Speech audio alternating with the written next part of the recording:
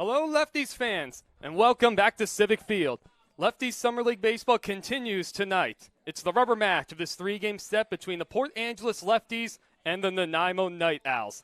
The Lefties blew the doors off of Nanaimo upon arrival 9-1 Tuesday night. We had a pitcher's duel yesterday, despite the final score. That's the way it was most of the way. Nanaimo pulled away, winning 8-2 to even up the series. I'm Evan Schmeiser, everybody. It's a pleasure as always. The Lefties looking to rebound after having its win streak snapped at 4 yesterday, but come back to win its second consecutive series. Shea Blanchard will draw the start for Port Angeles. This will be the second game that he's pitched in. Only an inning to his credit. Joined the team just within the past week. His inning in relief up at Kamloops 5 days ago. Just one hit. A clean inning at that. 2 walks. 5'10", 190-pound rising sophomore out of Hawaii Pacific University and Laguna, California. Now we're good to go. Shea's all done his warm-up pitches. Looking for another clean start, quality outing for a lefty starting pitching. As Elijah Ickes will dig in to get us started. He'll be followed by Michael Easter at the designated hitter spot. Ethan Rivera will hit third. Aaron Marsh is the cleanup man. Brandon Hoope will bat fifth. Tim Halleck will be the sixth man in the order. Riley Paulino will hit bat seventh. Matthew Ward, the catcher, hits eighth. Cody Hendricks will round things out. Ickes swings to the first pitch and skies that one to shallow left center. Schuhart and Kuster come in, and it'll be the center fielder, Cam Kuster, to put that one away. 1 pitch, 1 out. Good start for Shea Blanchard. That's exactly what the doctor ordered, especially a guy who had a good day yesterday. And Ickes, a couple hits to his credit. Good to get him out of the way on 1 pitch.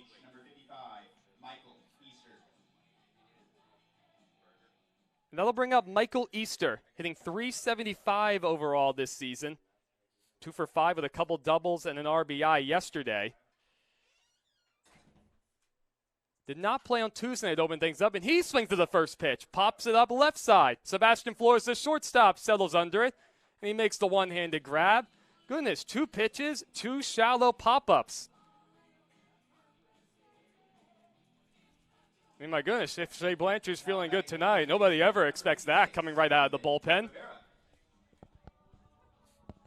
Sometimes it can be a mild challenge just to settle in the first inning. Well, that's a good way to get you settled in. So 2 pitches, 2 outs. It brings up Ethan Rivera. Righty on righty matchup. That first pitch fastball's taken high. Now, that would have been something if Ethan ended up swinging at that one, regardless of where it would have been in the strike zone.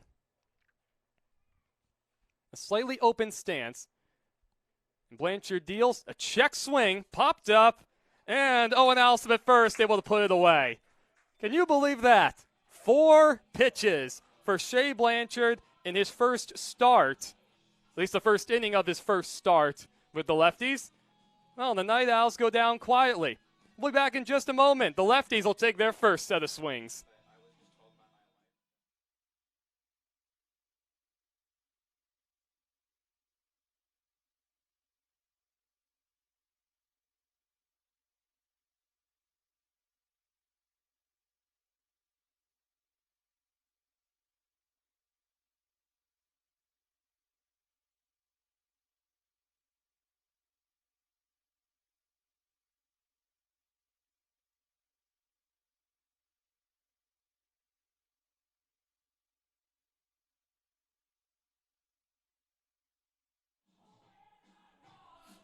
Well, goodness, everybody, that might have been the quickest half inning I've ever seen, whether it's a player, coach, or broadcaster, at least in my 25 years of living and, well, almost 25 years of living. That's a week from now, and all the baseball I've seen. So the Lefties will take their first set of swings.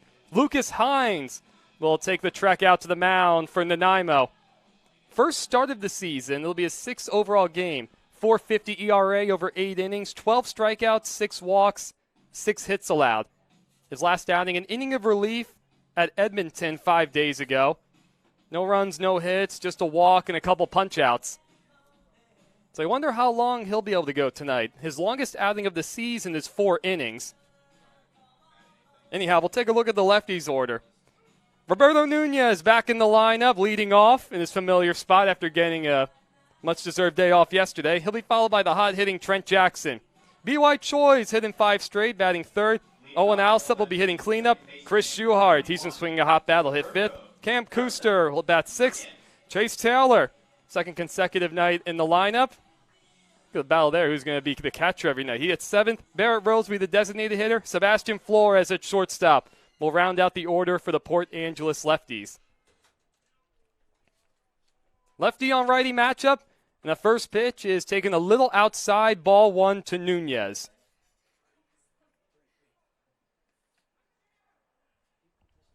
Goodness, Nunez just as good as you can possibly ask for in the early going. Outside again, 2-0 the count.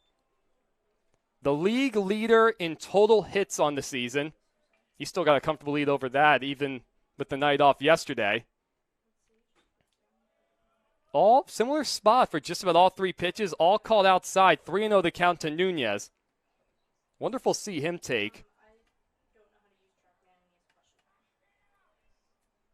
So that 3-0 pitch. That one taken a little low, a 4-pitch walk to get things started. Next batter, the right fielder, number 5. Well, Nunez will surely take it. Jackson.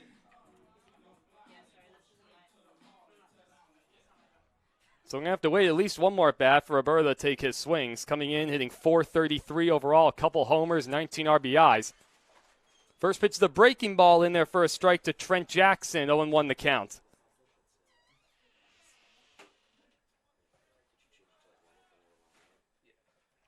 Jackson up to .316 on the season. Couple doubles, couple triples to his credit. That one's popped up. Short center field, it's not deep. Houpe settles under it, and he'll put it away. Already seeing quite a bit of fly balls. It's traveled really well the first couple games of the series. Now at bat, the third baseman. A little bit of a breeze, at least during batting practice. The breeze is actually coming in from center field, ever so slightly. Wonder how much of an effect that'll have tonight. That brings up B.Y. Choi, another lefty on lefty matchup. He takes a first pitch breaking ball outside. B.Y. again has hit in each of his last 5 games. He's gone 1 for 4 in all of those games. So a very familiar line. A 5-game hitting streak, though, is a 5-game hitting streak. That one's low. It gets past Ward, not far enough for Nunez to advance. Ended up popping out of his glove. 2-0 the count.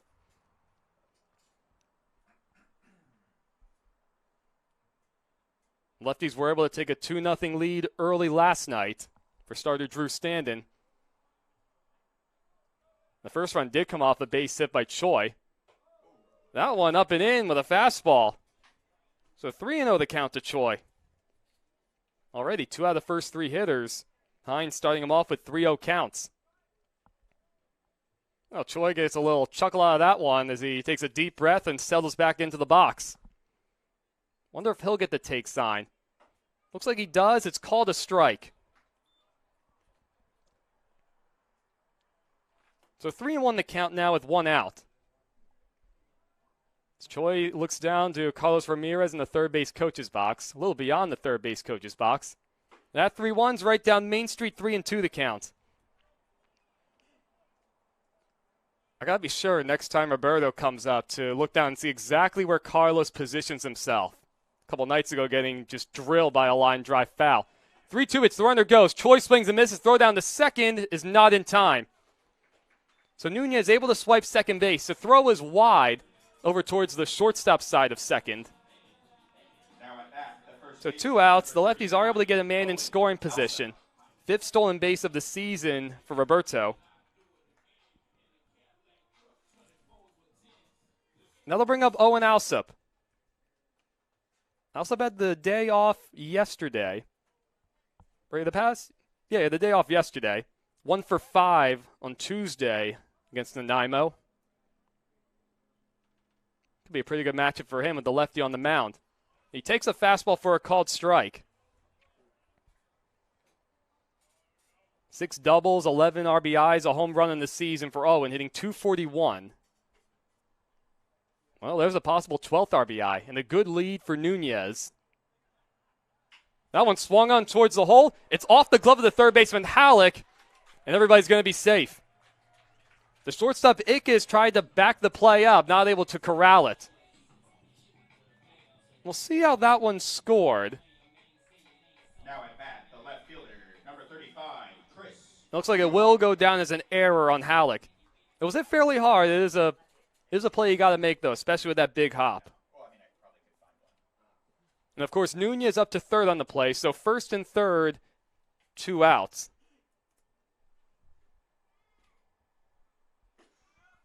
That curveball is on the outer half for a called strike to Chris Schuhart. So an RBI chance for Schuhart now. A scoreless game in the home half of the first, 2 outs. Schuhart 2 for 7 in the series, as Alsop draws a throw.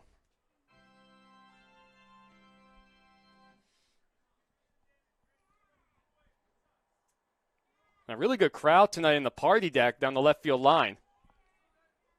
Wonder if they'll see some action with foul balls.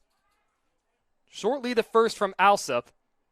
And the 0-1 swung on and missed. It was towards the outer half, 0-2 the count. Schuhart able to get a couple RBIs on Tuesday night, 0 for 4 yesterday. Lefties looking to strike first. 2 outs, first and third in the home half of the first. Here's the 1-2. Alsop goes. The pitch taken low, and a fake throw down to second base. So a stolen base for Alsop, but puts men on second and third. He put a good count to run on 2. Pitch down in the strike zone. His first stolen base of the season.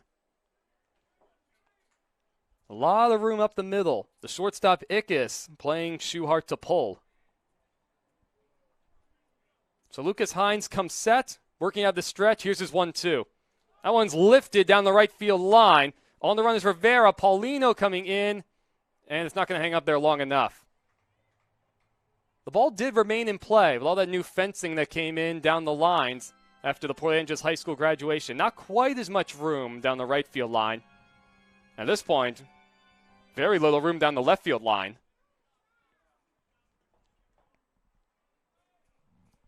So we'll try it again. 1-2 the count. Now the right fielder Paulino playing a little more shallow and over towards the line. Hines comes set once again. And he kicks and deals. That curveball's a little outside. Tried to run it back over.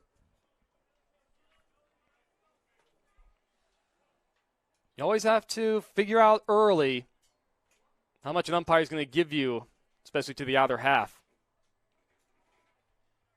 So 2-2 the count, 2 men on. And that one's hit foul and out of play. A good battle from Schuhart. He's awaiting the 7th pitch of the at-bat. Seen the breaking ball, seen the fastball from Hines. Let's see if he can cash in. He's got 2 RBIs waiting out there. That 2-2 is popped up. It's in foul territory. Rivera comes running in. He has room. And he tumbles down to the ground. He's able to hold on. Having to deal with that first base coach's box right there. No runs, no hits, and a couple men left for the Lefties. We'll head to the second. Scoreless game early.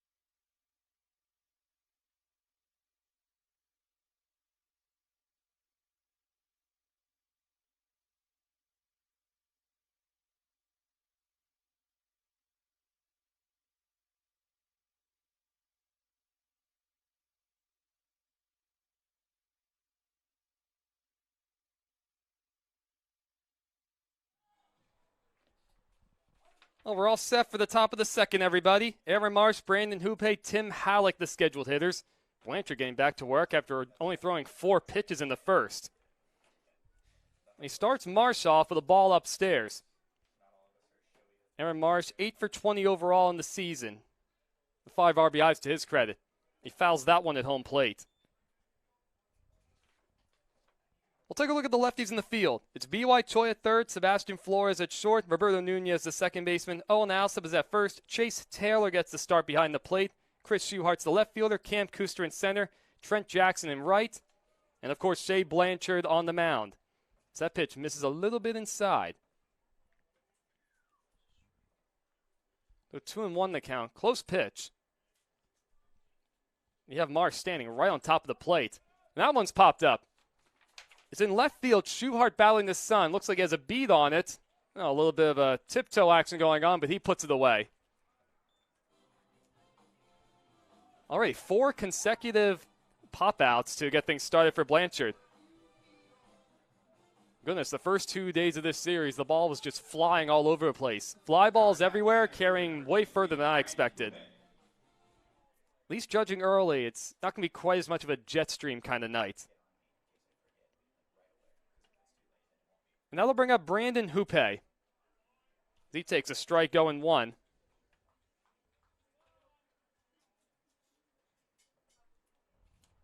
He'll be followed by Tim Halleck, 4, 5, 6 coming up this inning. Blanchard working exclusively out of the stretch. And that one misses just a little inside. Looked like a breaking ball he was trying to run back over.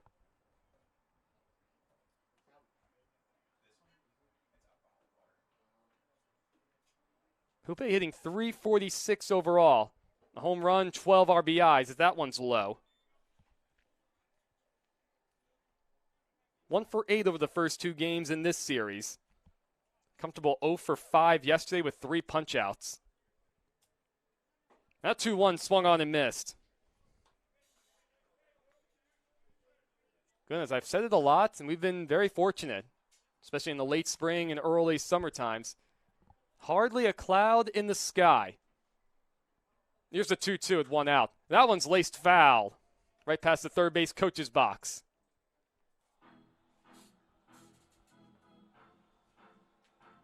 You also have the Night Owls wearing their alternate jerseys. So I guess perhaps I should call them the Night Bars.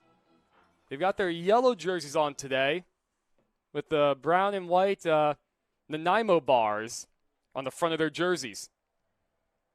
The 2-2 pitch. That's on the ground. Shortstop side. Flores up with him a couple of hops. Across the diamond in time. Looked like Alsop might have slipped just a little bit going to stretch for it, but he holds the bag. He kicks a little bit of extra dirt going back to his spot. Third baseman, number 27, Tim Halleck. So 2 up, 2 down for Blanchard to get things started in the second.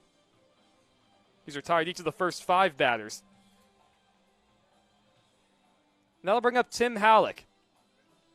Hitting a .167 this season.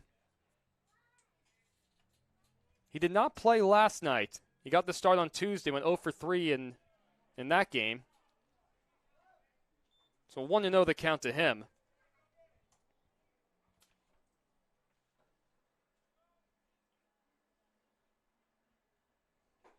Ooh, good breaking ball from Blanchard. Got that check swing from Halleck. Interesting delivery from Shea. So he's not quite working out of the stretch.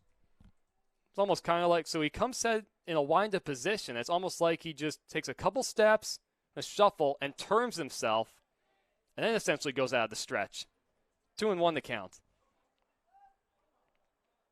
I've only seen a handful of pitchers, whether in the professional ranks or even just growing up facing other guys with that kind of delivery. That breaking ball's in the dirt, 3-1. Of course, see plenty of guys just work out of the stretch all the time. Pretty standard, kind of over the top, in between, 3/4 arm slot for Shea. So that one's on the outside corner, 3-2 the count. I'd expect a challenge fastball from Blanchard, especially for a guy who's 0 for his last 9. Nobody on base, he might as well. He goes with a breaking ball, and that one's in the left center. Kuster comes running in. That one's going to drop for a hit. Just the way Cam was going after that ball, almost looked like he did have a beat on it. Ball just kind of fell into no man's land.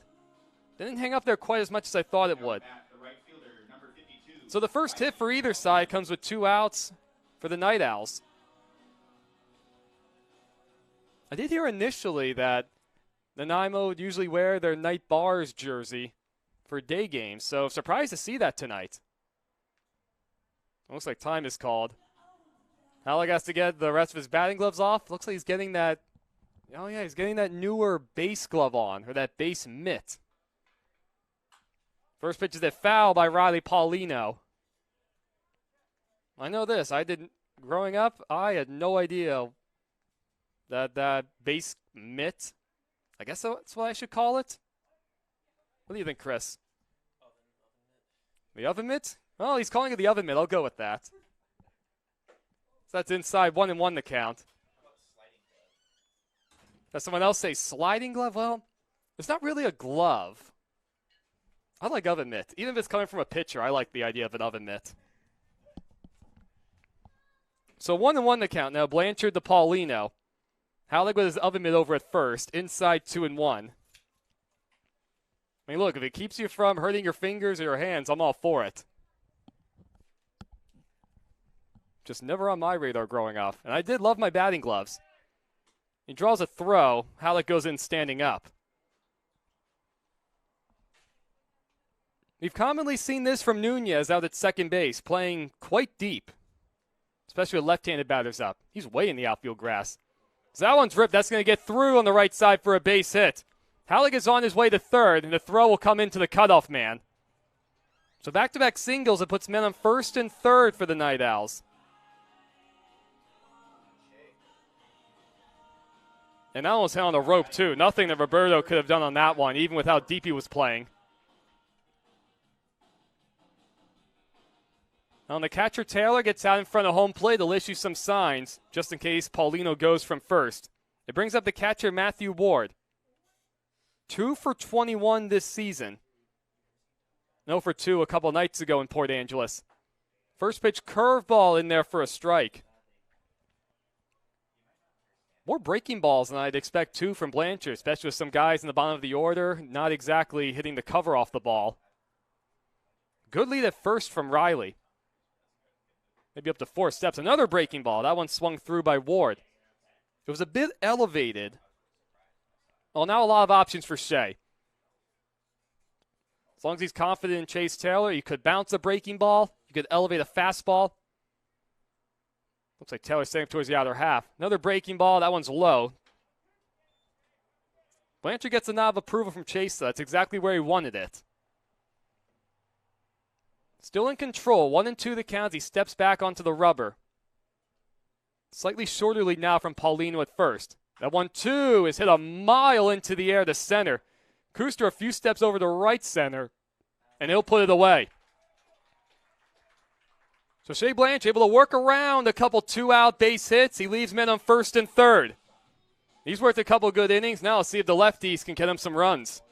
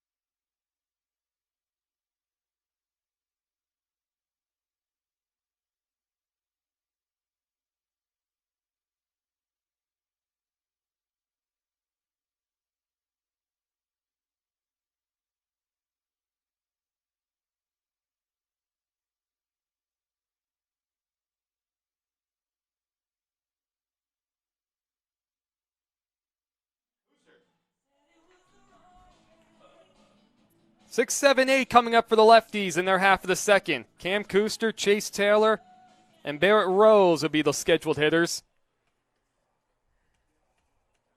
Cam hitting an even 300 on the season as he takes a first pitch fastball outside. 2 for 7 in this series. Yeah, the home run and a couple RBIs, a double 2 nights ago. Quiet yesterday. Check swing of that changeup. No swing, says the field umpire.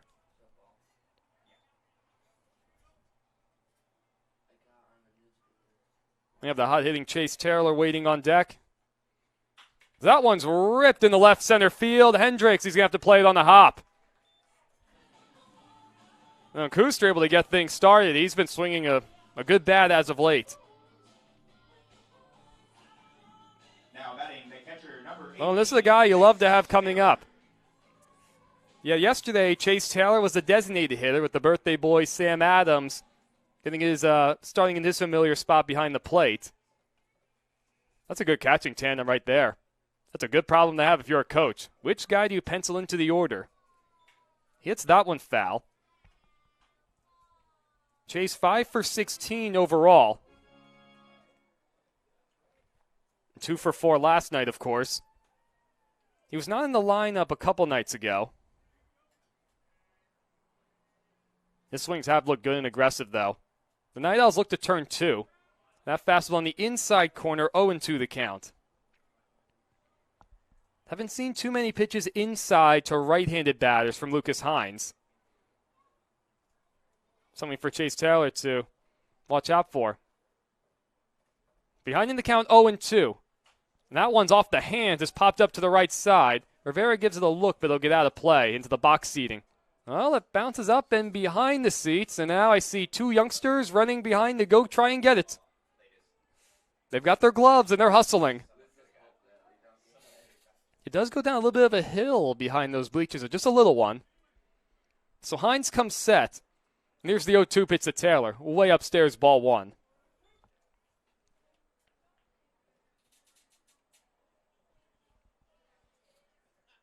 You always enjoy some of the little fun, extracurricular stuff at the ballpark. And seeing the youngsters go after a souvenir, well, that's all well and good. 1-2 curveball. Is it fairly well out to left? Hendricks on the run, down the line. And that ball is gone. Chase Taylor has opened the scoring at Civic Field with a 2-run homer in the second inning.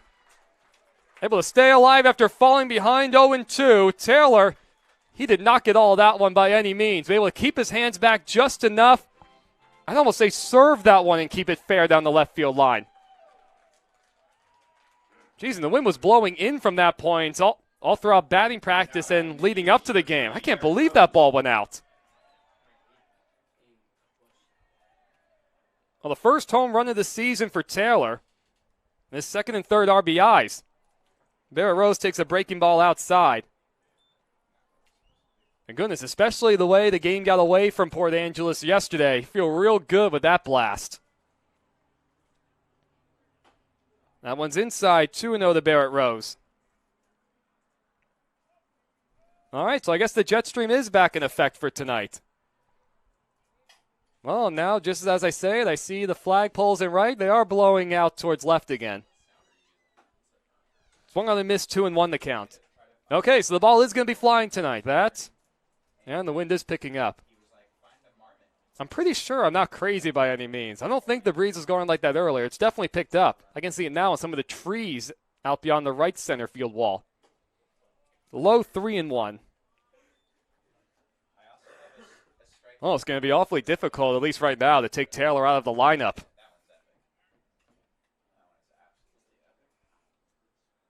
You love to have that DH spot, at least, especially with just 2 catches who are raking the way Taylor and Adams are. Swung on and missed, 3-2 the count to Rose.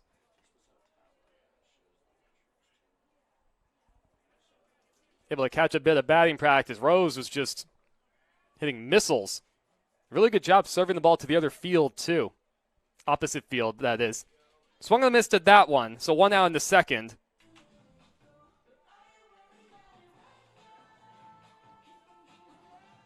That'll bring up the 9th man, Sebastian Flores. Now at bat, the shortstop, number 8, Sebastian Flores out of Riverside Community College, San Bernardino, California. It's definitely a warm area. Spent some time in San Bernardino working the National Orange Show earlier this year. He did not play yesterday, 1 for 4 on Tuesday, hitting .226 overall. Yeah, during the off seasons, I announced pig races at fairs. And against San Bernardino, they have the National Orange Show every year. Upstairs 2-0 the count to Flores. And, of course, they're known for their name, the National Orange Show. They have just oranges growing on, I don't know what kind of trees we even call them. They're growing on trees. Citrus trees, maybe? 3-0 the count to Sebastian. See if he gets a take sign here. But I just spent that long weekend between announcing shows, just picking oranges off the trees. 3-1 the count on that one. And thus, those were some of the best oranges I've ever had. I have not tried fresh oranges off of trees in Florida. I hear they're really good too, but those were just something else. Well, and Flores draws a walk. So it gives the Lefties another base runner with 1 out. Second walk issued by Lucas Hines on the evening. Oh, that brings up the leadoff man, Nunez. Okay, I promised this earlier. So here's where Carlos is standing. He's honestly not that far back. He's a couple steps beyond the third base coach's box. Kind of the same depth as the third baseman is playing. So he takes outside.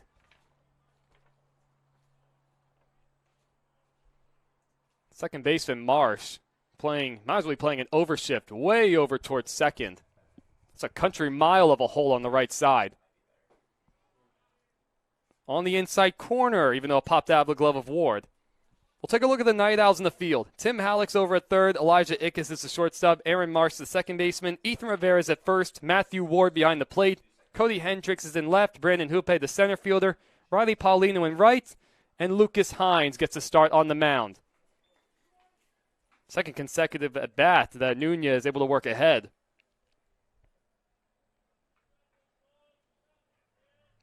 Well, and I'll say this too. Any Night Owls faithful had to be pretty happy not to see Nunez penciled into yesterday's lineup. Well, another good hitter's count for Nunez. This one now 3-1.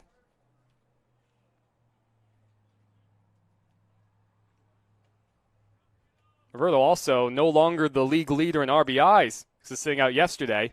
So he takes high ball 4. So Nunez has walked twice tonight. It puts men on first and second with 1 out. Looking to add more. Already scoring 2 thanks to the 2-run homer just inside the left field foul pole from Chase Taylor. We're going to get a meeting on the mound. And again, you have a guy coming in with Lucas Hines. Has not thrown more than 4 innings in any of his outings this season. So it's likely to be a bullpen-heavy night for Nanaimo. Of course, you at least want him to get through the second, if not the third inning, I would think. Still, all things considered, Nanaimo should have a relatively fresh bullpen. Of course, you had the laugher on Tuesday night, 9-1, and the scheduled off day for both teams on Monday. The Night Owls also had a rain out on Sunday, so they had 2 days off coming into this series.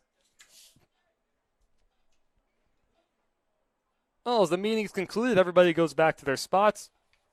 It'll bring up the second man, Trent Jackson. I was able to talk to Trent just a little bit during batting practice. And it turns out he and one of the Lefties assistant coaches, Evan Bates, they were teammates for a time at Centralia Community College. On the outside corner, 0-1. And that came as a mild surprise to me. Because as far as I was aware initially, Evan Bates, he's now going to Washington Central University. Swung on the miss to the breaking ball, 0-2 the count. It really is a small world in so many ways. Even just here, some of the other Jersey guys are guys going to New Jersey. Although 2 pitch is a little low.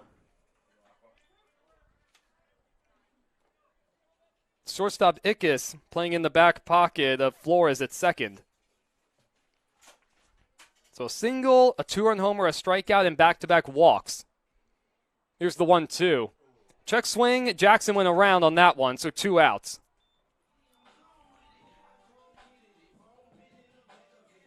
The second strikeout of the night for Hines. Number 16, B.Y. And now they'll bring up B.Y. Choi. He hasn't caught fire by any means, at least not like his previous season at New Mexico Military Institute. Got off to a very slow start for Port Angeles this summer, coming back from a year ago. He's been better as of late. Still looking for some of that extra base hit pop. He's behind 0-1. Especially these lefty-on-lefty matchups. He's seen a lot of pitches towards the outside part of the plate. Try to go there again. That time, Lucas missed.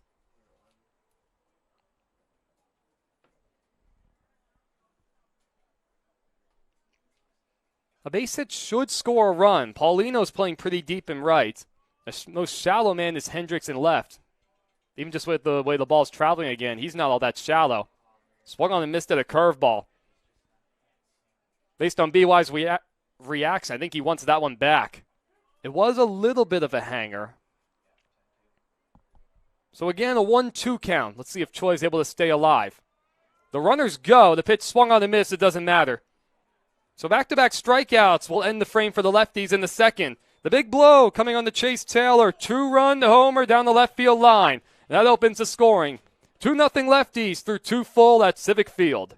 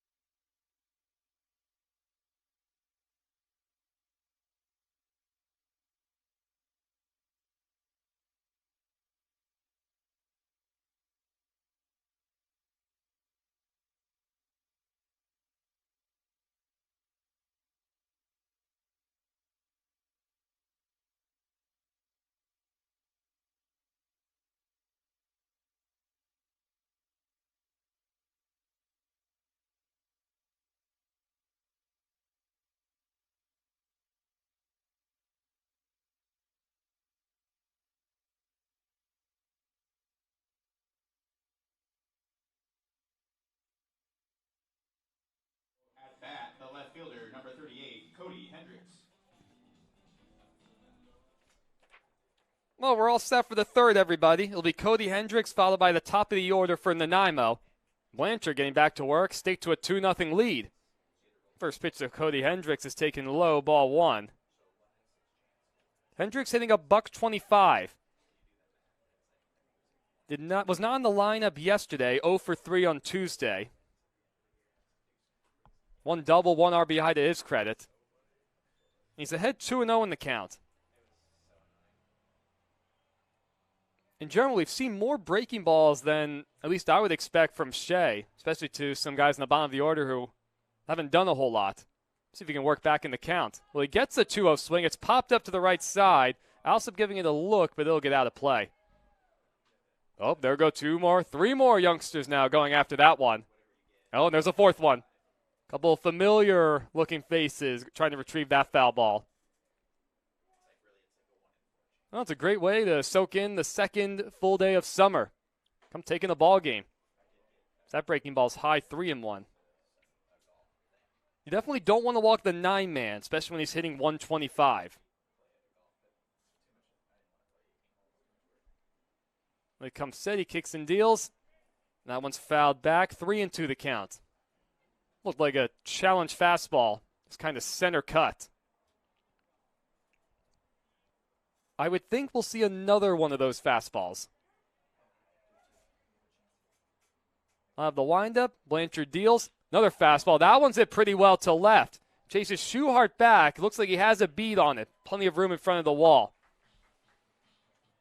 Well, it was another challenge fastball. Hendricks might have gotten it down just towards the end of the bat.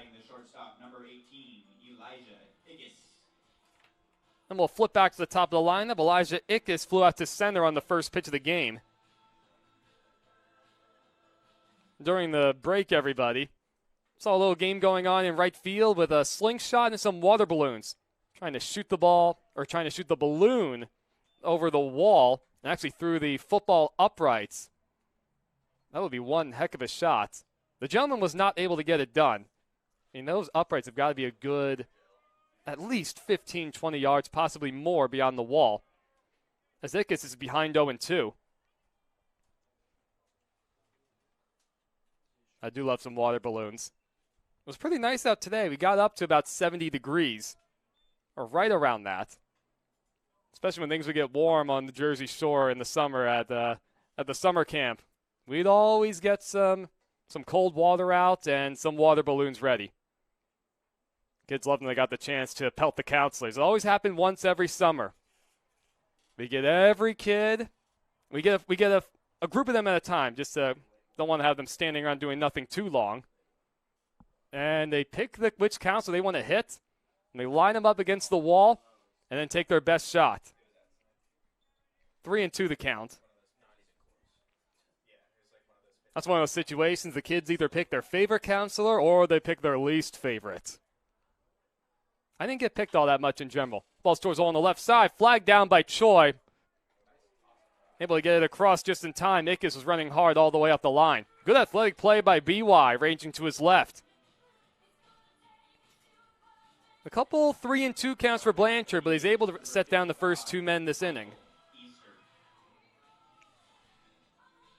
As Michael Easter will dig into the left-handed batter's box. Some of our other staff members, actually the majority of our staff members, ended up getting a hold of some of our extra water balloons and started pelting it at the Lefties players. As that pitch misses way inside, nearly hit Easter after their batting practice. Kind of set up behind the dugout or behind the fence and started lobbing them up there as they were in their huddle. See how many guys they can pelt. That was hit on a rope. On one hop to Nunez, had him play perfectly deep into shallow right field. Soft toss to first. Another good 1-2-3 inning for Shea Blanchard. Able to record a shutdown half. 2-0 Lefties through 2.5. When I come back, we'll talk a little bit more about the water balloon situations.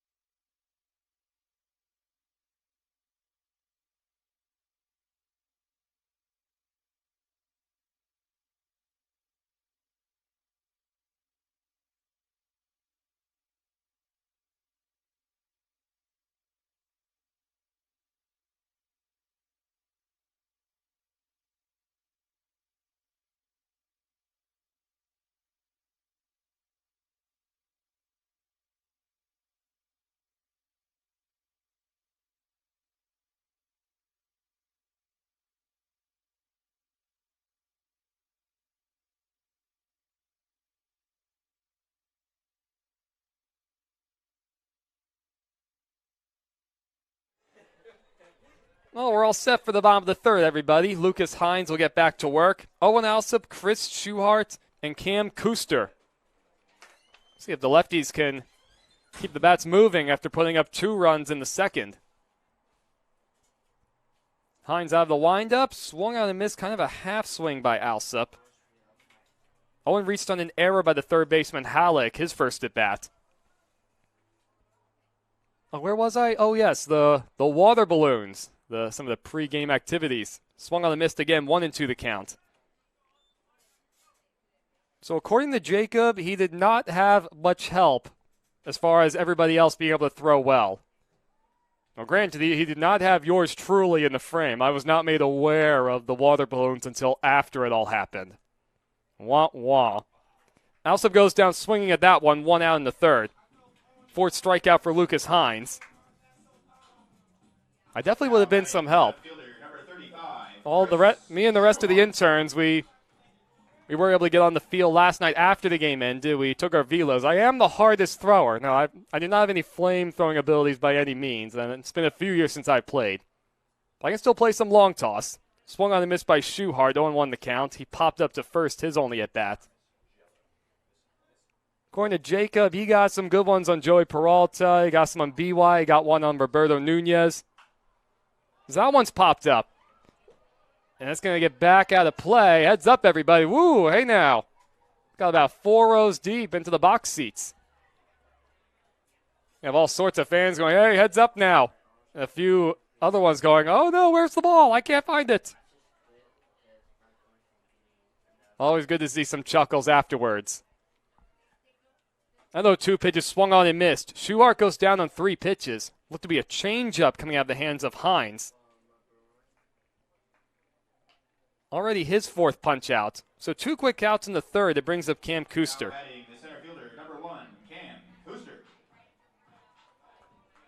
Also, from what I've heard, the starting pitcher from 2 nights ago, Dom Pito, he also joined us for 3 innings yesterday on the broadcast. Breaking ball high, 1-0 to Kuster.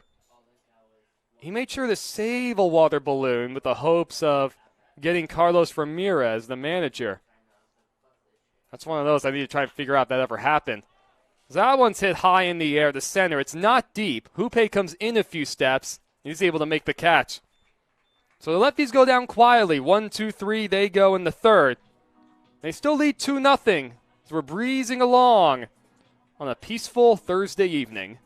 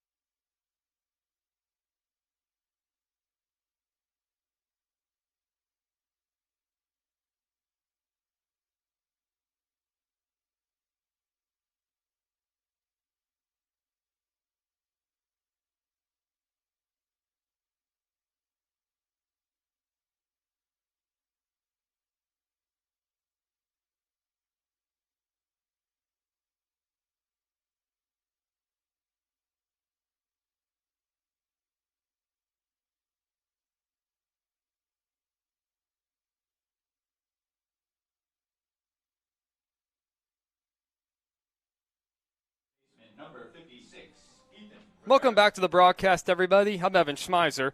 Ethan Rivera, Aaron Marsh, Brandon Hoope. We'll get us going in the top of the 4th. Shea Blanchard, besides a little bit of trouble in the second, hasn't had to sweat a whole lot. Setting down the Nanaimo 1-2-3 in the first and the third innings. Ethan popped out to first, his only at bat. Well, that one's hit pretty well out to left. It chases Schuhart back at the wall. That ball's going to be gone. Ended up clearing the fence by a pretty good margin.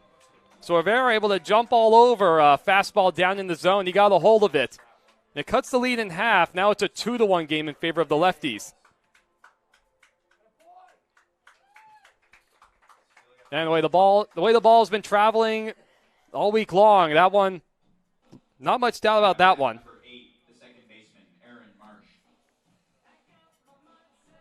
So it brings up Aaron Marsh. He flew out to left, his only at bat. And the breeze still going out to left. That pitch misses inside, 1-0 the count.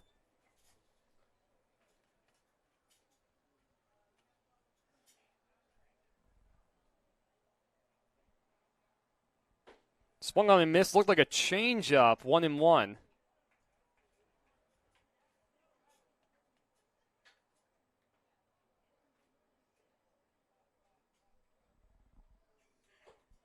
Little high, 2-1 the count.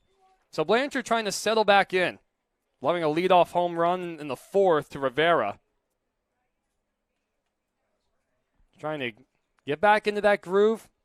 Still with that 2-1 lead. You want to give your guys a chance. That's always the goal when you're starting a game. Third home run of the season for Ethan Rivera. That's on the inside corner. That's a really good fastball. Want to be able to paint that inside spot, especially if a guy in Marsh likes to stand close to the plate. Even closer now with 2 strikes. That 3-2 is hit pretty well out to center. Kuster's over into the alleyway. He's able to make the catch a couple steps in front of the wall. Yeah, 2 consecutive balls off the bats of Night Owls hitters, traveling well. It's only about 385 feet in center, about 325 down the lines. And that'll bring up Hoope. Bounced out to short, his only at bat. He's standing pretty close to the plate. First pitch curveball, a little high. Taylor wanted it. Blanchard looked a little surprised he didn't get the call. So behind 1-0. Well, that breaking ball ended up behind and over the head of Hoope. If anything, ended up kind of ducking and coming in towards home plate. See if he can rein it back in. He goes with another curveball. He gets a swing and a miss. That's some confidence right there. Hoope was sitting fastball. That's what you call selling out for one ahead 2-0. And when you get that frisbee, you can look a little silly. Another breaking ball. This time Blanchard gets the called strike. So 4 consecutive curveballs to start the at-bat. And Blanchard able to even the count. Here's the 2-2 with 1 out. And that one's bounced foul right past the third base coach's box. A little surprised the coach down there didn't try and make a play on it. I know the sun can be a little tough during the evening hours for any of the left fielders or third basemen. He does have some sunglasses on, though. Oh, I expect better. Especially when Carlos wore a line drive a couple nights ago. Swung on and missed at that one. 2 outs in the fourth.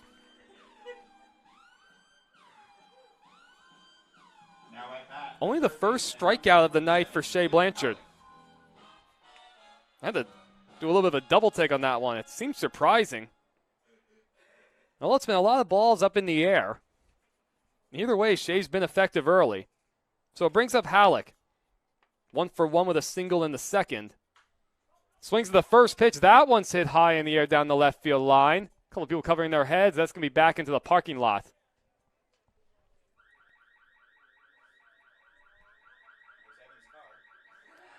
Well, I heard the sound effect of some car horns going.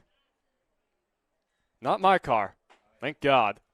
Little outside, 1-1. I do drive a Honda CR-V in case anybody's curious. Well, now between innings, Nick's probably going to go out there and see what the situation is with my car. That one's hit pretty well down the left field line. Little hook foul. and out onto the street, past the batting cages.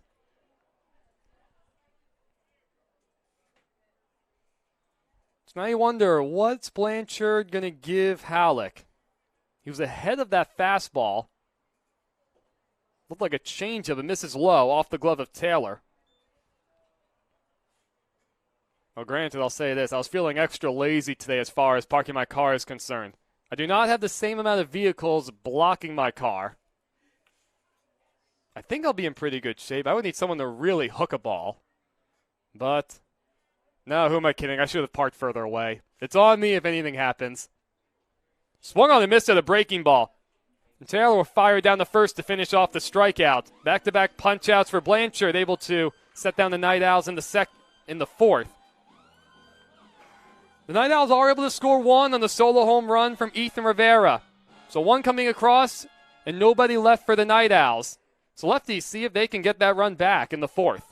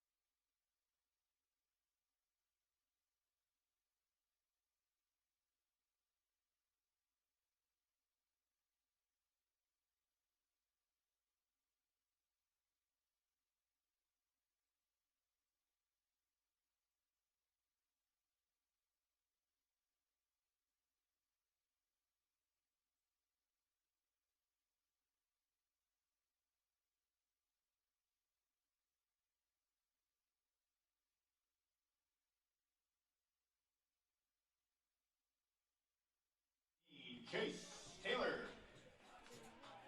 It'll be Chase Taylor, Barrett Rose, and the 9-man Sebastian Flores in the fourth. Lefties looking to answer back after a solo home run from Ethan Rivera in the Night Owls half. Still leading 2-1. Trying to win their second consecutive series and win their fifth game in the past 6 contests. Check swing from Taylor, he hits it foul.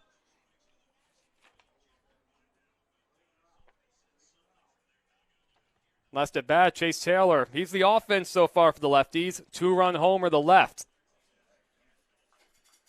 We'll gladly take a base hit. Let's get the inning started. That's on the inside corner, 0-2 the count. In and right at the knees. So Taylor now behind 0-2. Lucas Hines now working his fourth inning. He's able to make it through. It'll be his longest outing of the season. He gets a 3-pitch punch out of Taylor, his 5th strikeout of the night.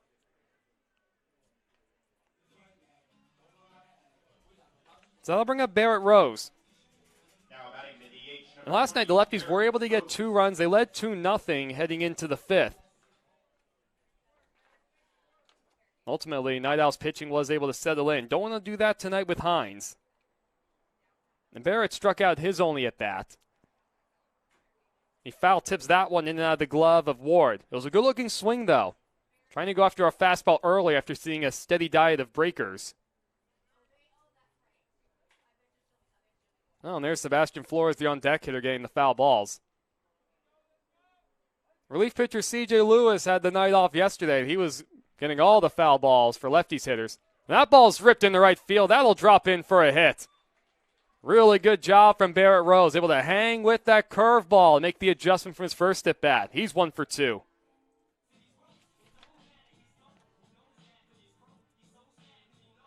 That being the 3rd hit of the night for the Lefties. In general, the bottom of the order has been really good for Port Angeles. If anything, they've often been the table setters, and, well, you have Roberto Nunez, your leadoff man, 2nd in the league in RBIs. He was 1st going into last night. That's what you get when your bottom of the lineup's doing such a good job getting on base.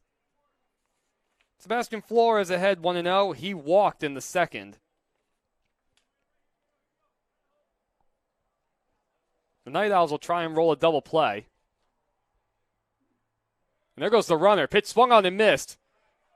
And that's going to be a pretty easy caught stealing right there. Looked like a hit and run.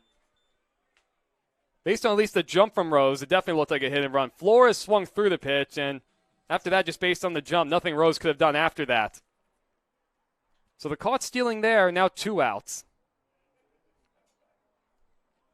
And of course, Flores swung through the pitch, so 1-1.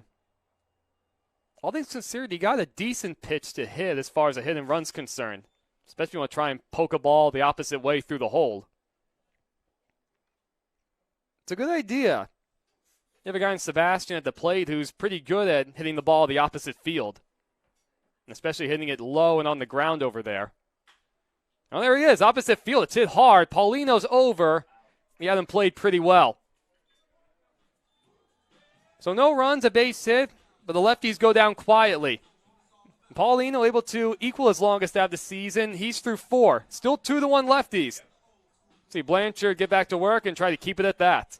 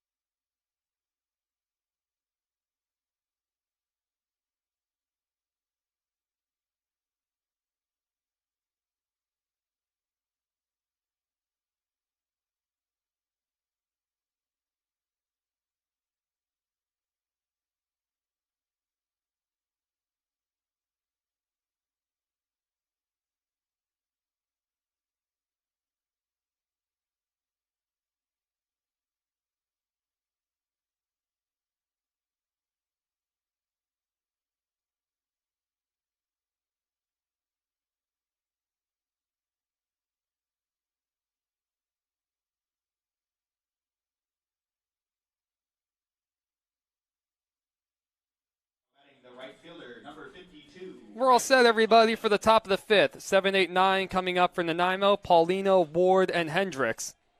Weston Penninger will take over on the mound in place of Shea Blanchard.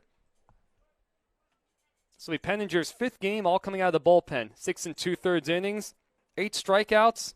He's been good limiting the base runners. Only 2 walks and a couple hits scattered.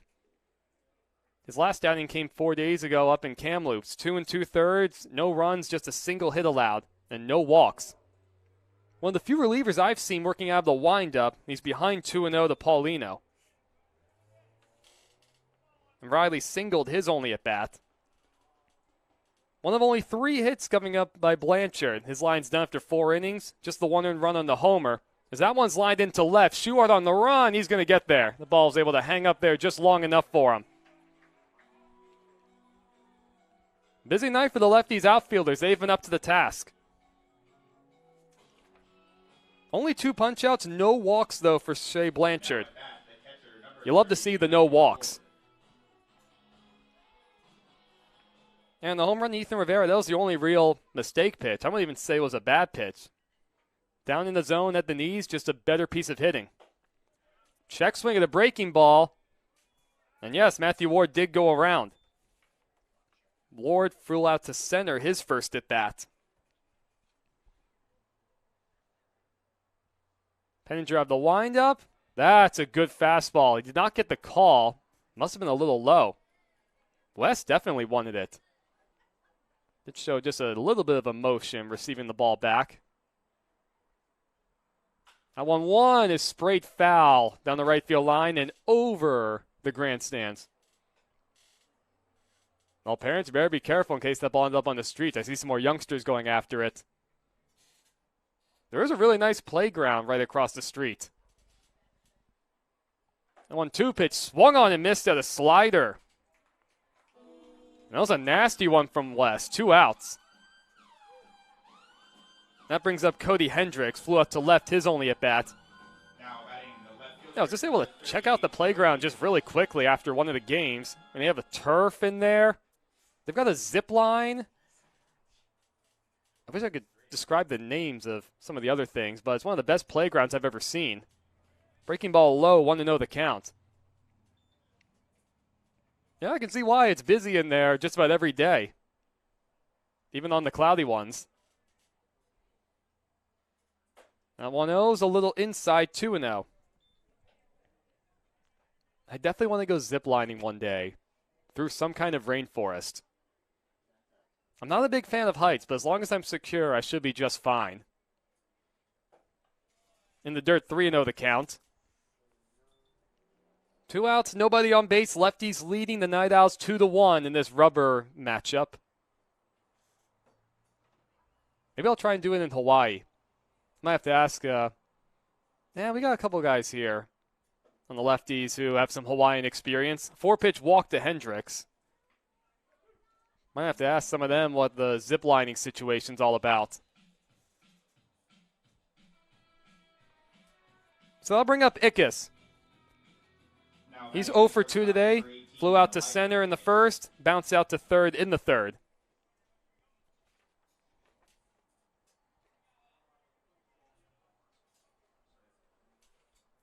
A short lead from Hendricks. Oh, inches off a little further, actually. That's a good curveball in the inner half, 0-1. A lot of fly balls early in the game from both pitchers. At least just the way it's carrying, you want to try and get your ground ball pitches in there any way you can. Oh, 1 breaking ball's outside, 1-1 the count. And today was the warmest day we've had. Or it's the warmest day we've had in a while. I know there was a heat wave right before I got to town. For about 2 weeks. Yeah, about 2 weeks in May. A lot of days up in the 70s. Kind of fooled me as far as how I was packing. The ball's bounced back towards the middle. Nunez flags down. The backhand will take it to the second base bag himself to retire the side. So Penninger comes on. He works a clean fifth. Works around a 2-out walk. Good inning from him. Now see if the Lefties can try and extend things just a little bit. Still leading 2-1 as they come back up for the fifth.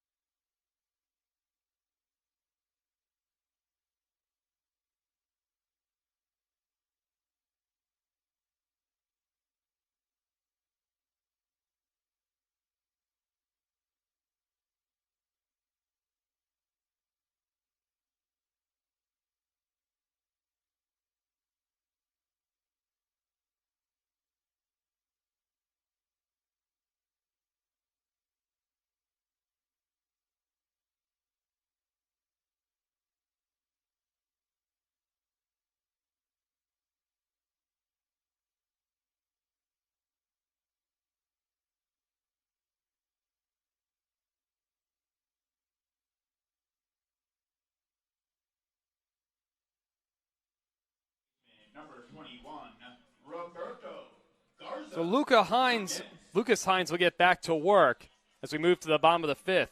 Roberto Nunez, Trent Jackson, and B.Y. Choi will be the hitters. Anybody would much prefer to see Nunez with nobody on base. He's been walked twice tonight. Really has not seen anything good to hit. 4-pitch walk in the first. You only saw 1 strike in the second. And that's up and away again, 2-0. That's been familiar. I would expect at least some kind of challenge pitch with nobody on base, but you can understand if you want to identify somebody who don't want to let beat you, it'd be Nunez. 3-0 the count. Yeah, just based on this, it looks like Lucas and Nanaimo want no part of Roberto. Wonder if he'll get a green light and something to hit. That's way inside. Nearly hit Nunez. Ends up clanking off the catcher Ward and the home plate umpire and going to the backstop. So Nunez has been walked 3 times tonight. Of course, everybody comes to see Roberto to hit. Hard to try and regain the lead in the league-wide RBI chase if you're not going to get anything to hit. No matter, leadoff base runner for the Lefties. It'll bring up Jackson. He's 0 for 2, struck out his last at-bat in the second. 5 straight pitches out of the strike zone for Hines. Wonder if Jackson can take advantage of that big hole on the right side. Jackson shows bunt. He pulls back and takes a strike. Yeah, the third baseman Halleck charging. Ended up almost about even depth with the mound. Yeah, now I've been playing real shallow, right on the lip of the grass. Jackson does not square, and he goes after a high fastball. Well, I'd be really surprised if he bunts now. Nunez did steal a base in the first, that being his 5th of the season. Not a big lead over there. He does dig in. Nunez does not go. And Jackson goes after another high fastball, so he goes down on strikes. That being the 6th punch out of the night for Lucas Hines. And that'll bring up B.Y. Choi. He's gone down swinging twice today. Yeah, so far he has not looked comfortable against Lucas Hines. Perhaps he can change that in this at-bat. Outside 1-0. That's basically what he's been seeing all night. Fastballs towards the outer half and a steady diet of breaking balls, starting inside and looping back over. Wonder if BY can make that adjustment. Tries to go outside again, he misses. I mean, at this point, if I'm BY, I'm just dividing the plate in half. If Lucas Hines can dot up a fastball inside, then I just tip my cap to him. I'd be selling out for something away and something hard. Look out. Well, what do I know? He missed up and in. And BY gives a little chuck about it. It's like, hey, come on now, guys. You wonder if he'll take all the way right here. At 3-0. Pitcher's call right there. Yeah, that did not look like a strike. That's one of those 3-0 pitches that you just give to the pitcher. You see that from time to time. That 3-1 is swung on and missed. That's one of those, here's a fastball, go ahead and try to hit it. So now Choi will have to dig back in and battle. 3-2 the count, Nunez at first. Let's try and work your way on base. Nunez draws a throw. He goes in diving with no tag. With BY going down on strikes twice tonight, I don't think we'll see Nunez take off. Then again, I also didn't think BY would see a fastball in the inner half this at bat. Here's the 3-2. Nunez starts and stops, and the pitch is fouled back. A better looking swing from Choi. You'd love to see BY just rope a ball down the right field line and then see Nunez take off. Nunez, one of those guys, he's not necessarily great on the first step, but he can get it going. Swung on a miss by Choi. He goes down on strikes for the 3rd time tonight.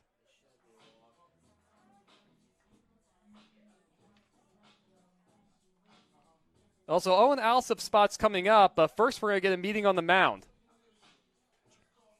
Looks like we are going to get a new pitcher. I didn't necessarily see the signal right away. I do see somebody walking in from the Nanaimo bullpen. And right now they're just talking out there. It looks like we are going to get a new pitcher. I do see somebody walking out there. Yep, there we are. Lucas Hines will walk off the mound. So the night's over for Lucas Hines with 2 outs in the 5th, and Nunez is his responsibility at first. We'll be back to introduce the new pitcher.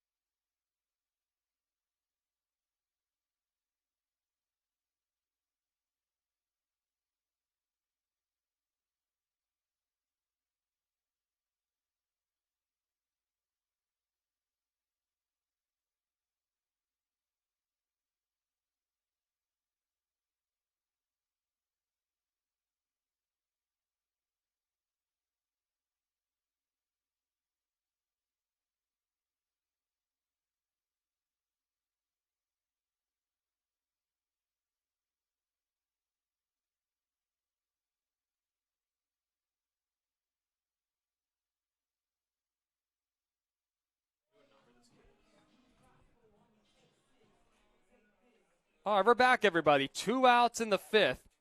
Owen Alves will dig in to face a new pitcher. Kotaro Uchida will take over for the Night Owls. 5th game he's pitched in, 4 1/3 overall, 5 strikeouts, 2 walks, 3 hits. You have Nunez at first, a slide step, and Alves fouls the first pitch back. And again, not the biggest surprise to me seeing Hines removed at this point in the game. This is his longest outing of the season, going 4 2/3. Nunez is Lucas's responsibility, though. Another high fastball fouled straight back. Seen some lefties hitters go after high fastballs a little more than usual tonight. A couple of pitches that Alsop either once back, may not be happy with himself going after that last one. So behind 0-2 as he steps out trying to gather himself again. Try and keep the inning going. Not much offense for the lefties outside of the 2-run homer from Taylor. Only 3 hits at the moment. And drawing 4 walks, 3 of them going to the man at first, Roberto Nunez. Wonder if that trend will continue with the Night Owls now going to their bullpen. At 0-2, breaking ball stays high. A guy like Alsop, he has good power. At one point tied for a share of the league lead in doubles in the West Coast League, no longer the case. But if he's able to get a ball up in the air and this jet stream to left, it could definitely go a long way. He's a strong young man. Long look in from Uchida. And now he deals. That ball's ripped in the center. Hoope coming on, and it hangs up there just long enough for him to make the catch right about at his knee level. So Uchida able to come in and get Alsop to retire the side. What's up, Lefty fans? We got Justin and Still 2-1, everybody, through 5. Another pitcher's duel looks to be in store for tonight.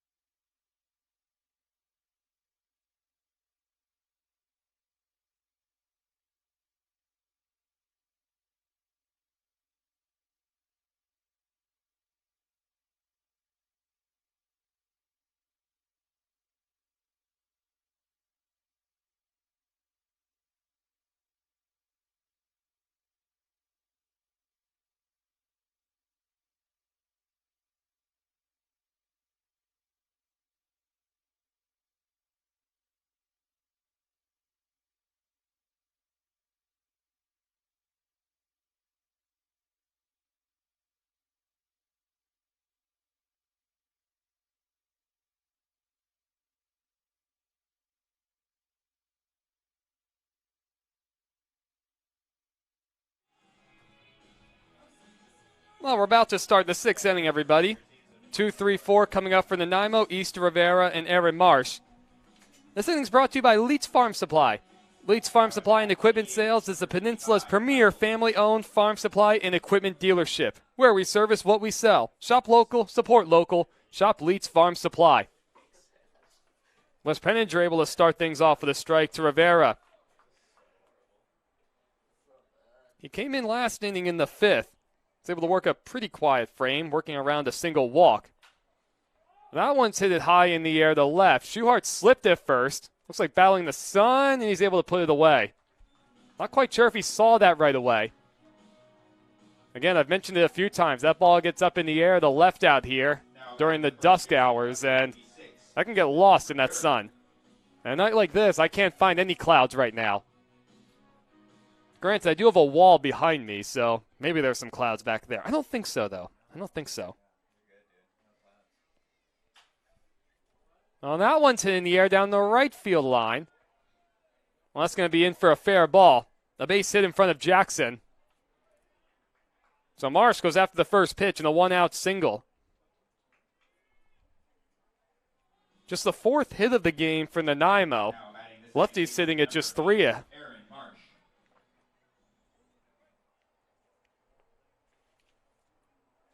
So that'll bring up Aaron Marsh, everybody. Rivera over at first with the base hit. The Lefties will look to turn 2. A short lead at first. And Marsh goes after the first pitch and hits it foul. Well, it is getaway day for Nanaimo. They keep swinging early. They have seen a lot of fastballs in early counts from Blanchard and now Penninger. See if they can roll a double play ball. A little high, 1-1. That did not miss by much. Marsh thought about going after it.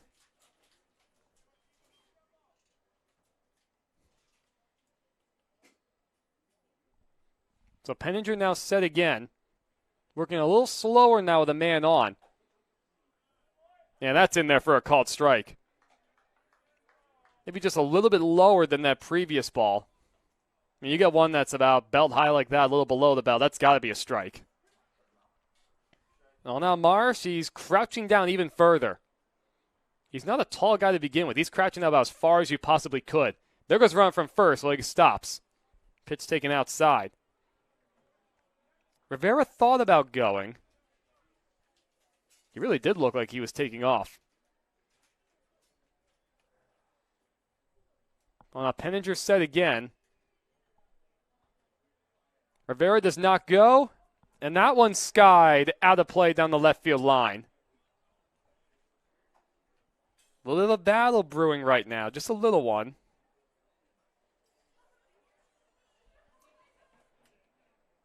Penninger trying to work around a man at first. This game now coming down to the bullpens.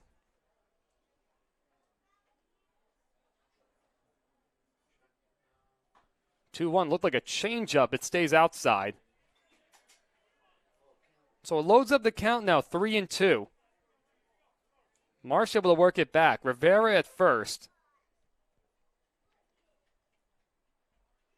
Let's see. We haven't seen a double play ball yet tonight from Port Angeles. This would be a good time for one.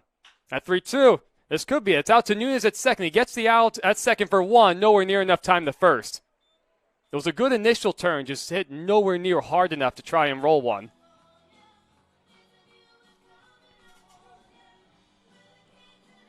So Marsh reaches on the fielder's choice, 4-6 for those keeping score at home. And that'll bring up Brandon Houpe. 0 for 2 today. Bounced out to short in the second, and he struck out in the fourth. One of only 2 punch-outs for Blanchard. Struck out each of his final 2 hitters of the evening. Low 1-0 the count. Speaking of starting pitchers, Lucas Hines this evening is officially done. 4 2/3, 3 hits, 2 earned runs on the homer from Taylor. 4 walks, yet 3 of them coming to Nunez, and 7 strikeouts. That's a good breaking ball in the outside corner, 1-1.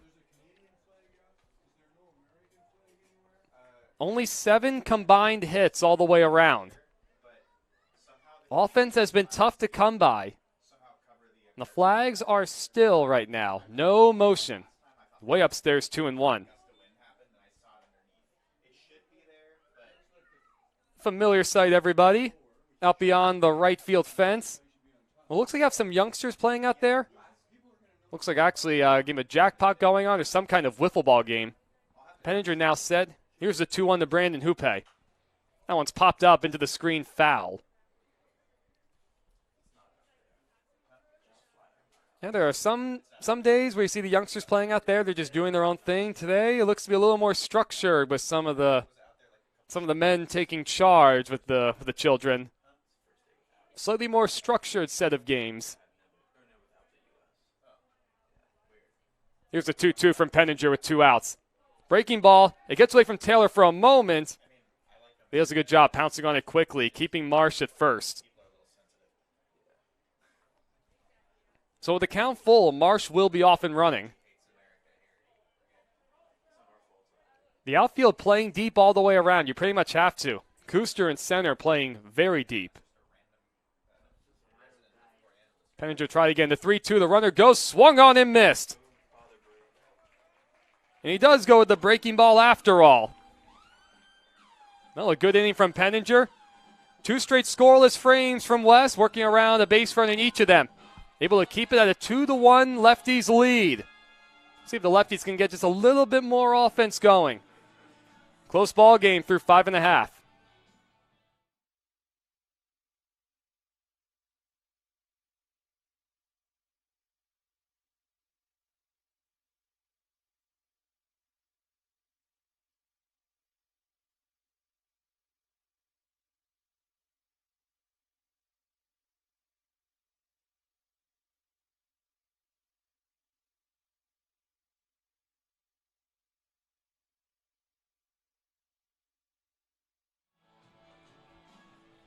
We're going to come back just a little bit early, everybody, as we get ready for the bottom of the 6th. Kotaro Ishida will get back to work. His second inning out of the bullpen, 5-6-7 coming up for Port Angeles. I'll tell you guys just a little bit about the Olympic Trail, the Olympic Discovery Trail that runs right through Port Angeles here. So the Peninsula Trails Coalition first came into existence in 1988, thanks to 3 avid bikers. They wanted a long trail from Port Townsend to the east of us, all the way to the Pacific Ocean. They wanted something that was accessible for non-motorized vehicles. So initially, they wanted to use an abandoned railroad line. They were told no at first, but the idea was far too strong to keep buried. Far too much popularity from people once they heard about it. The Olympic Discovery Trail runs 130 miles, starting in Port Townsend on the east end and ending right at the Pacific Ocean in La Push, Washington. Runs through Port Angeles, Sequim, the Elwha tribe. I mean, it truly is a sight to behold. I do like to run. I ran track in college. I still run 50 to 60 miles a week. I've seen, well, obviously a fraction of the trail. Mostly in Port Angeles. I've gone a little bit west more towards the Elwha part. Chris Schuhart will settle in 0 for 2 today. Lefties leading 2-1 for the bottom of the 6th. Kotaro Ishida going after the first pitch is Schuhart, flagged down by Halleck at third, in time, 1 away. This would have been 3 weeks ago. I went for a run, kind of running through the Elwha tribe. I crossed one of the rivers out there. And the way the trail goes, you end up, and it happens once in a while, you get kind of towards a more of a main road, and you have to go along it a little bit. Then you have arrows that redirect you back towards more of a scenic part of the trail. I turned off the road early, as Cam Kuster will settle in. He's 1 for 2 today with a run scored. Low 1-0. I turned off the road too early. I ended up on a little bit more of a residential road, but like a rural residential road. I know you guys know what I'm talking about. There's a lot of those in the Pacific Northwest. You cheat out of the stretch. That one's ripped right into the glove of the third baseman. Halleck didn't even have to move. Yeah, good swing from Kuster, but 2 outs. I ended up approaching a set of 3 houses, or I was okay, I definitely went the wrong way. And as I approached, this big hulking dog came out huffing and puffing something fierce, all sorts of barks. And there were no humans around. I was scared. Goodness, I was frightened. If that dog was big enough, he could have, well, I had no control of the situation. If that dog was feeling aggressive enough, I would have been in big trouble. And I don't think anybody would have heard me from a long ways out. That thing was nearly as tall as I was, and I stand about 5'11", 6 feet tall. So I just tried to stop and make myself look as non-threatening as possible. The dog smelled me just a little bit, and I think he gave the calm dog version of, "Be gone with you." 1-1 to count high to Taylor. So I just slowly, I made sure not to run. Dogs don't necessarily like that. It ignites some kind of a predator instinct in them. So I just slowly walked off, defeated. Didn't want to travel further up the hill to try and find the Discovery Trail again. So I just went back the other way, back to my car, grateful not to be attacked by a dog. Dogs don't necessarily like when runners come by. Bit of a territorial thing, I suppose. Outside 3-1 to count to Chase Taylor had the 2-run homer in the second, 1 for 2 overall. I should be a little more careful when I go out running. Maybe bring my phone or a buddy. I don't like carrying my phone when I run. It weighs a lot. 3-1 pitch is ripped down the left field line. That's going to be in for a fair ball, rolling into the corner. Hendricks goes to dig it out. Taylor takes the turn. He'll coast in the second with a 2-out double. Chase Taylor is feeling it. He's swinging a hot bat, 2 for 3 with a home run and a double. Now batting the DH, number 20, Barrett Rose. So now a 2-out RBI opportunity for Barrett Rose. He singled his last at bat. He's 1 for 2. Yeah, don't mess with the big dogs, though, everybody, when you're going out for a solo run. Maybe also don't go someplace that's too much in the middle of nowhere. Well, time is called. We're going to get a meeting on the mound. I've not seen a signal to the bullpen, so likely just more of a pep talk. And the catcher Ward will also go out. Key point of the ball game. Lefties lead 2-1. They have an insurance run in Taylor out at second base. And that'd be huge the way this night is going. That was only the 4th hit for the Lefties. The Night Owls also only with 4 hits.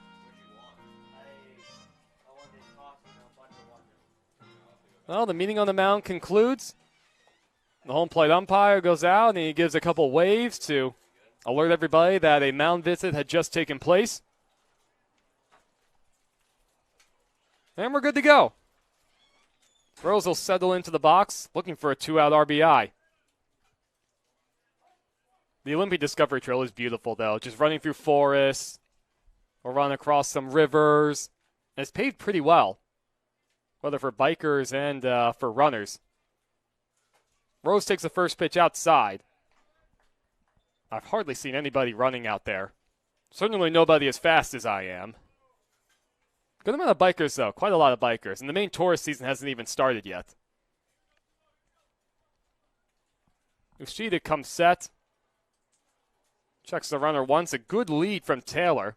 He slide steps. That ball's off the end of the bat, falling fast in the center. Hoope coming on. That's going to drop for a hit. Taylor is around third. He's going to come across the score. The throw to the plate misses the cutoff man. Doesn't matter.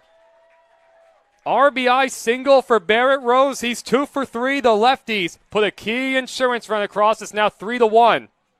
You got to give a lot of credit to Taylor, too. He got a great break on it. He ended up scoring pretty easily.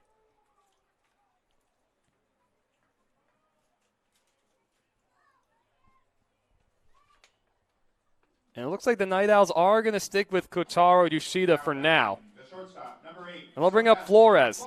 He walked in the second, lined out sharply to right, his last at bat. Wonderful to see Rose take off with 2 outs. He has a short lead. Sebastian swings the first pitch and fouls it straight back. I went running on a different part of the Discovery Trail today, out by Morse Creek, still within the Port Angeles city limits, and I went east. My goodness, nobody told me how hilly that would be. I was just climbing up and up the entire 4 miles out. Popped up foul into the screen.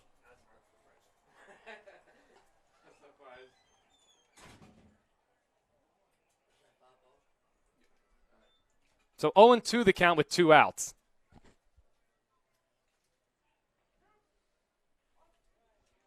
Ushida stares in. He has his sign. Rose still at first, still about a 2-step lead. That one's a little outside 1 and 2.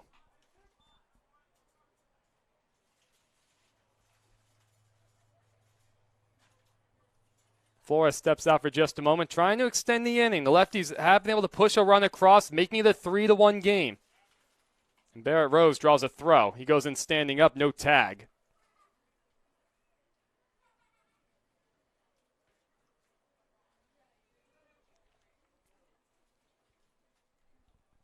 So Flores will dig back in. You have Nunez waiting on deck. You'd love to get Sebastian on base. Here's the 1-2. That ball's bounced softly over the third. Short hop on the back end from Halleck across in time. That was a pretty nice play over there. And that retires the side.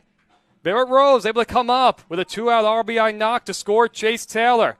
3-1 lefties through 6. It is time for the seven-seaters.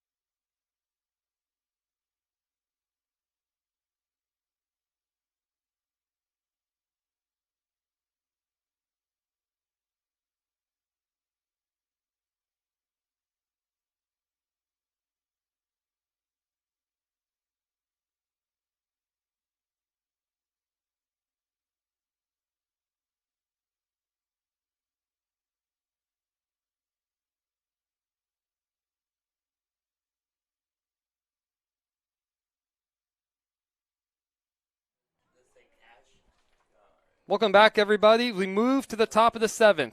It'll be Tim Halleck, Riley Paulino, and Matthew Ward. Weston Penninger will get back to work at his 3rd inning out of the bullpen. 0-1 the count to Halleck. He singled his first at bat in the 2nd. He got punched down in the 4th. A little high, 1-1.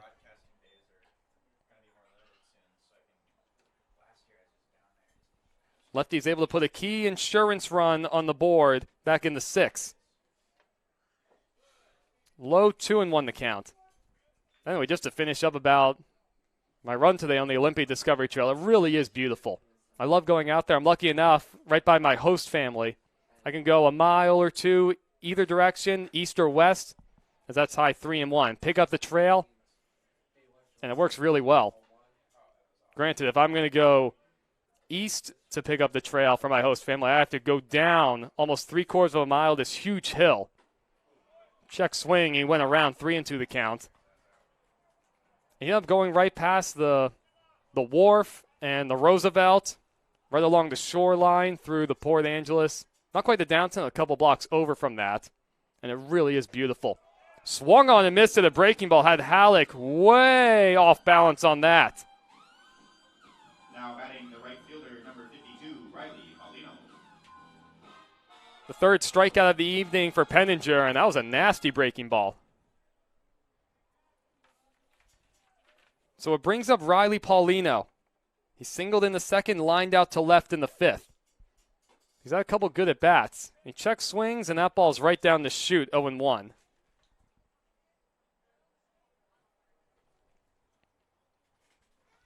And Penninger's been real solid, coming on in relief for Shea Blanchard. That ball's ripped out to center field. Kuster coming on. He's got played on a hop. Thought just for a chance that ball would be able to hang up long enough for Cam to put it away. Those line drives right at you are the toughest ones. So the 5th hit of the night for the Night Owls. And for the 3rd consecutive inning, Peninsula will have to work around the base runner. So this time it'll be Ward. He's 0 for 2 today. Lefties almost were able to roll a double play ball last inning, just hit a little too slowly. Try for another one. I'm feeling a nice 6-4-3. Heck, the way B-Wise looked playing 3rd, I'd take a 5-4-3. Check on the runner, not in time.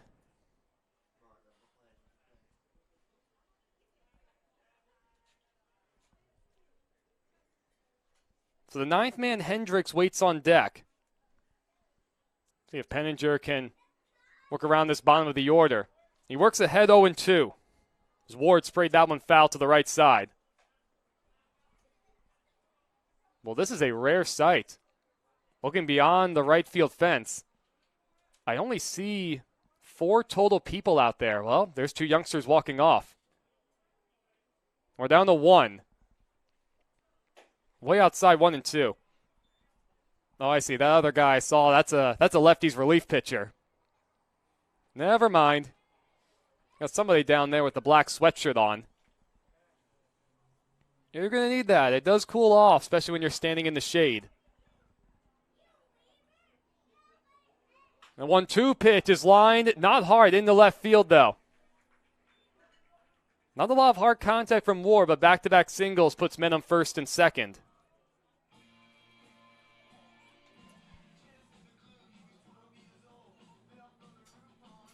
So it brings up the 9th man, Cody Hendricks. He walked his last appearance in the 5th, coming against Penninger. No action in the lefties' bullpen. This is Wes's inning. So we get a meeting on the mound. Taylor going out there. Now batting the left fielder, number 38, Cody Hendricks.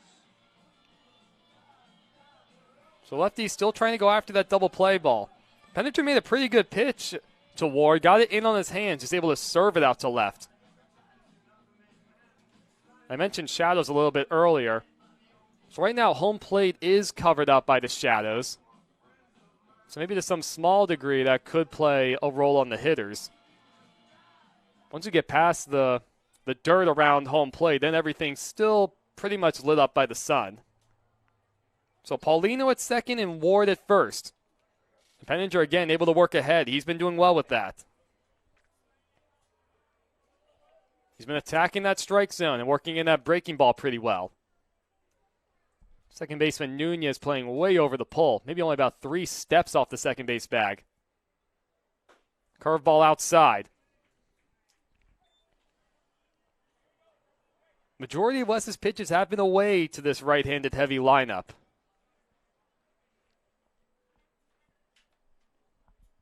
You have the first baseman Alsop playing right behind the runner.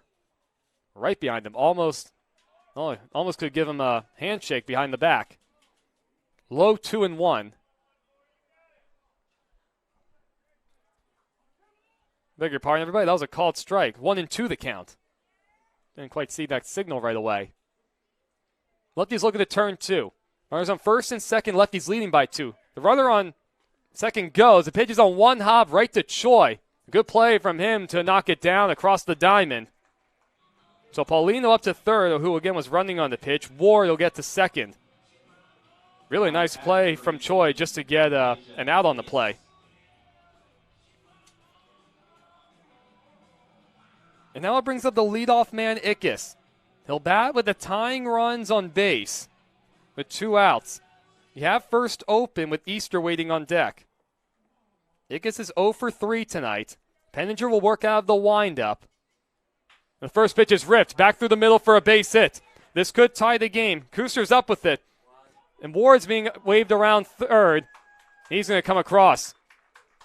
So a game-tying 2-run single for Elijah Ickes on the first pitch. We're knotted up at 3.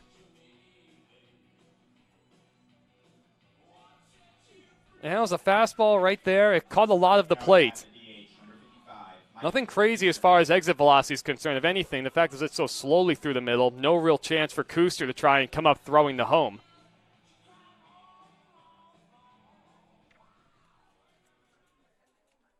So now it'll be Easter. Penninger trying just keep it where it is right now. The Night Owls able to tie the game with that single. 1-0 the count. Easter is 0 for 3. A couple of flyouts. He bounced out to second in the third. So the lefty bats will have to get back to work. Well, there goes the runner. Delayed steal from Ickes. The throw down to second is going to be well late. Well, the pitch already entered the glove of Taylor behind the plate. Then Ickes took off. He caught everybody by surprise, myself included. And it was a called strike, so 1-1. So now the go-ahead run at second base. You have Rivera waiting on deck, who homered earlier in the game. So I think you're going to have to challenge Easter. And a good challenge fastball, that one towards the inner half. So 1-2 the count. Penninger trying to work out of this jam. He's already allowed 2, the game being tied at 3. Trying to set down Easter and just keep it tied. Couple looks at the runner. And the 1-2 swung on and missed. Challenge fastball right down the chute, able to get Easter. The damage has been done. 2-run single from Elijah Ickes, able to play Paulino and Ward. It knots the game up at 3. Well, in the final round of this 3-game series, everybody, we got a tie ball game through 6.5.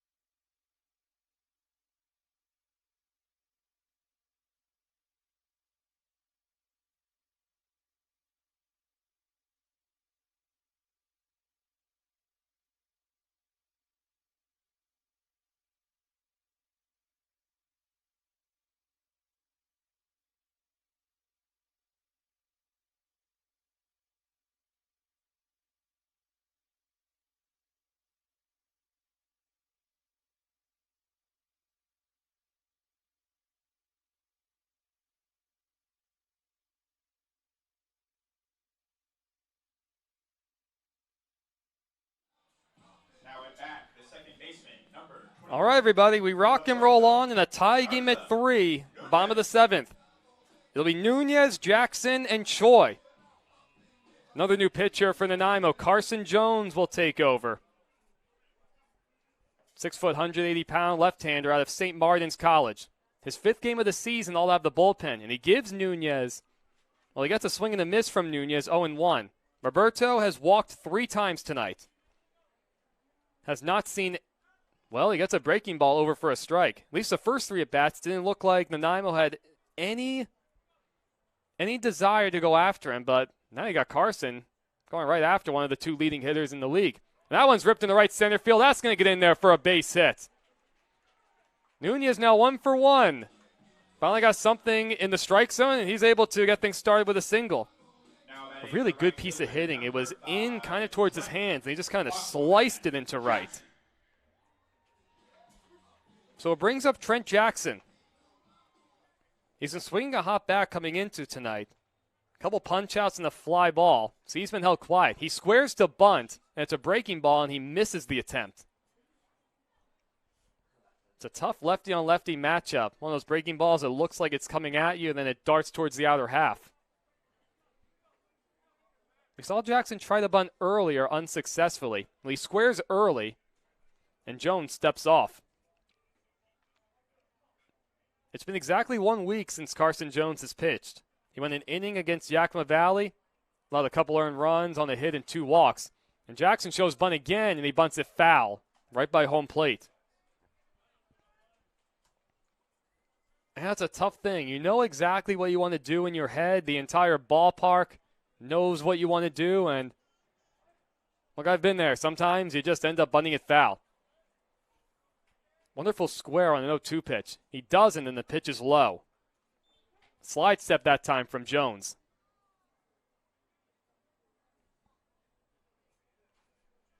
So 1-2 the count. Trying to get the go-ahead run, at least in the scoring position. Breaking ball low and in the dirt, blocked by Matt Ward. A good take from Jackson. Looks like he saw it pretty well.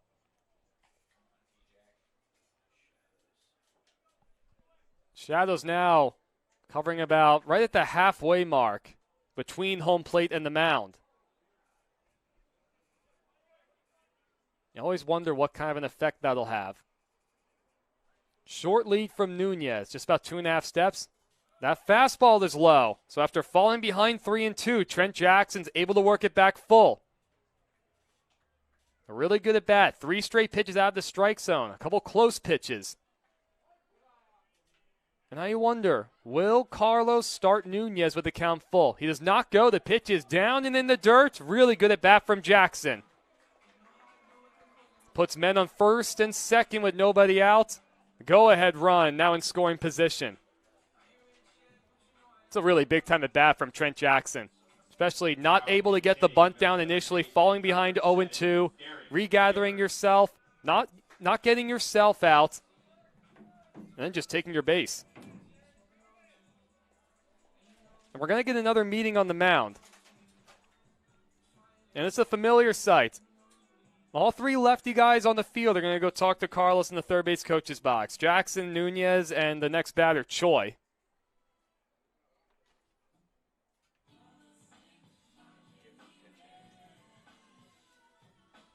Well, it's actually going to be Derek Gifford who grabbed the bat to pinch hit for Choi. Yeah, 3 strikeouts tonight for B.Y. Choi. Game's on the line right here. A tie game in the 7th with men in scoring position, and Carlos is going to go to his bench. Derek Gifford out of Howard Payne University hitting .261 this season. 2 doubles, a couple RBIs. He went 0 for 4 yesterday. One of those guys trying to make the most of all his at-bats. Has not been an everyday player, but he's been productive when given the chance. And now you wonder if he'll be up to bunt. The Night Owls are set up for that. The corners are in, everybody's in. Gifford does show bunt. He pulls back, and it's a called strike at the knees. Gifford not a fan of that call.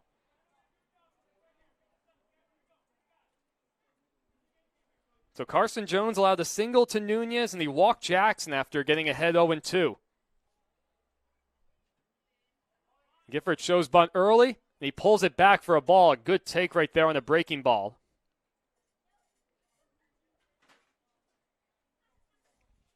Gifford is a pretty good bunter. He's one of the better looking guys, at least just laying him down in his early rounds of batting practice. Boy, everybody is way in for Nanaimo. And Gifford does square. He pulls it back, and this one's called low. A similar looking pitch we saw earlier in the at-bat with the called strike.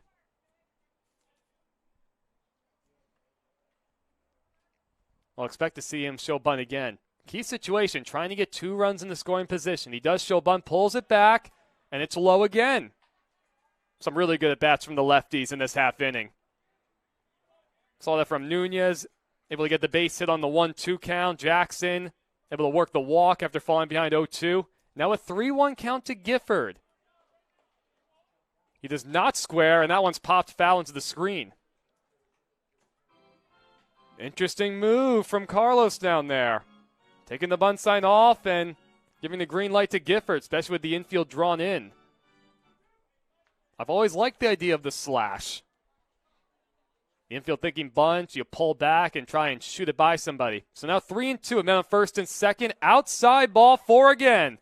Back-to-back walks, the bases are loaded with nobody out for the lefties. Tremendous at bat from Gifford too. Now if you're Port Angeles, you want to make those 2 walks hurt. I mean, you have guys on 2 separate occasions looking to give themselves up, and you end up giving them free passes. That's the last thing you want to see. Now we're going to get a meeting on the mound. That's probably going to be the end of the night for Carson Jones. Yep, he gives the ball to the manager. Pat on the backside. Carson Jones will walk off. A new pitcher coming in, dealing with a bases-loaded, no-out situation.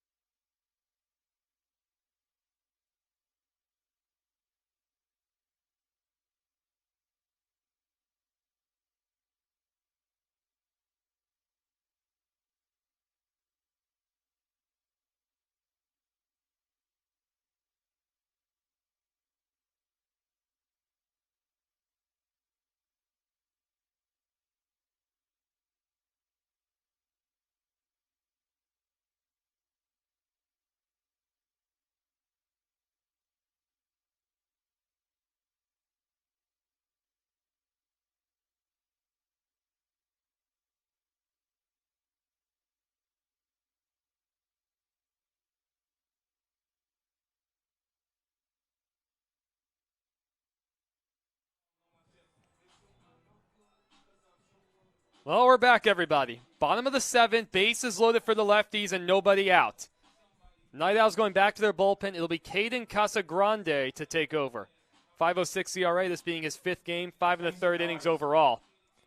It's been a week since Caden has pitched, going an inning against Yakima Valley. He was in the batting order to start the game the previous 2 nights. 2 for 4 last night. Owen Alsop takes high, ball 1. Gifford at first, coming off the bench and walking. Jackson at second after drawing a walk, and Nunez started things off with a single. You've got a big, strong guy in Alsop, more than capable of getting a ball up in the air, especially the way it's traveling. He's 0 for 3 tonight, reaching on an error, and that pitch way outside 2-0. This is an area where the lefties struggled mightily early on. But in the past week, they've been a lot better in these spots. Long looking from Casagrande, comes set. Alsop looking for a good pitch to drive. If he gets the green light, that is. Out of the stretch, he does swing away. He comes up empty. That was a pretty good-looking fastball to hit. It was down a little towards the inner half. It's in a spot that we've seen Alsop drive a few pitches. He lined out sharply to center his last at-bat. Here's the 2-1. That ball's lined into right. Paulino coming in. That's going to drop in for a base hit. 2 runs are going to score for the Lefties as the throw comes into second base. There's Jackson right there. Right off the end of the bat, Owen Alsop has given the Lefties the lead. It's now 5-3. What a tremendous piece of hitting, just dunking the ball in there. And again, the Lefties struggled in these situations for a while. Sometimes putting the ball in play, it's exactly what you need. Owen Alsop delivers in the 7th.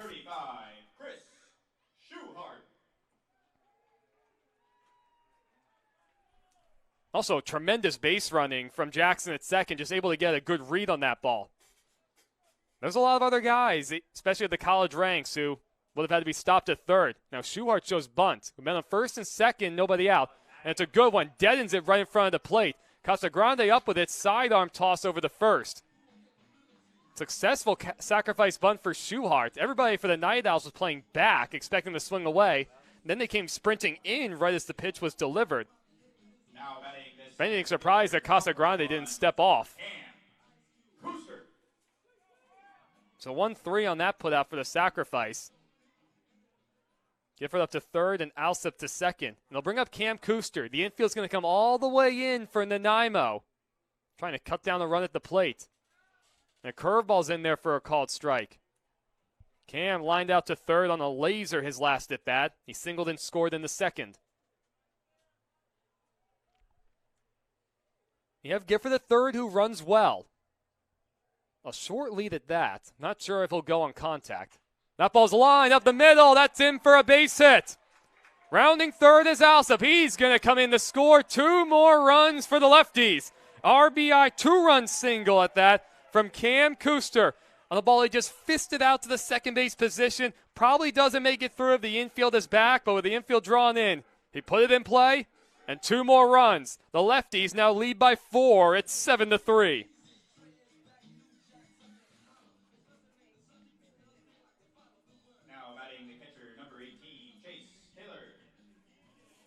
Oh, and that brings up Taylor. 2-run homer for him back in the second. Swing and a miss at that one, 0-1. Boy, that feels so good, especially for all these Lefties fans out here. They won a lot of that first homestand. Situations like that, getting strikeouts or pop-ups. Now seeing the guys able to deliver in those spots, that's what makes the difference. It's all about those timely hits. There goes the runner. The pitch taken high, throw on the second. And Cam Kuster is going to be out with plenty of time. Not the best jump right there. Pretty good idea. So 2 outs now and a 1-1 count. 4 runs coming across for the Lefties. Alsop and Kuster with the big 2-run singles. Just putting the ball in play, not hit particularly hard. As that one's popped up, straight back towards our way. And it's going to land right on top of one of the blue tents in the suites. Well, there's the car alarm again. Nick almost had me thinking there was a chance it was actually a car. Oh, Nick. What am I going to do with you? He says it's my car. I don't know about that one. Here's the 1-2 pitch to Taylor from Casagrande. Outside, 2-2.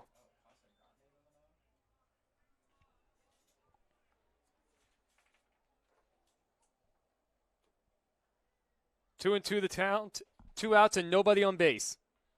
Lefties trying to extend this inning. They've already scored 4, taking full control of this one. So that one's blooped, just foul out of the reach of the first baseman, Rivera.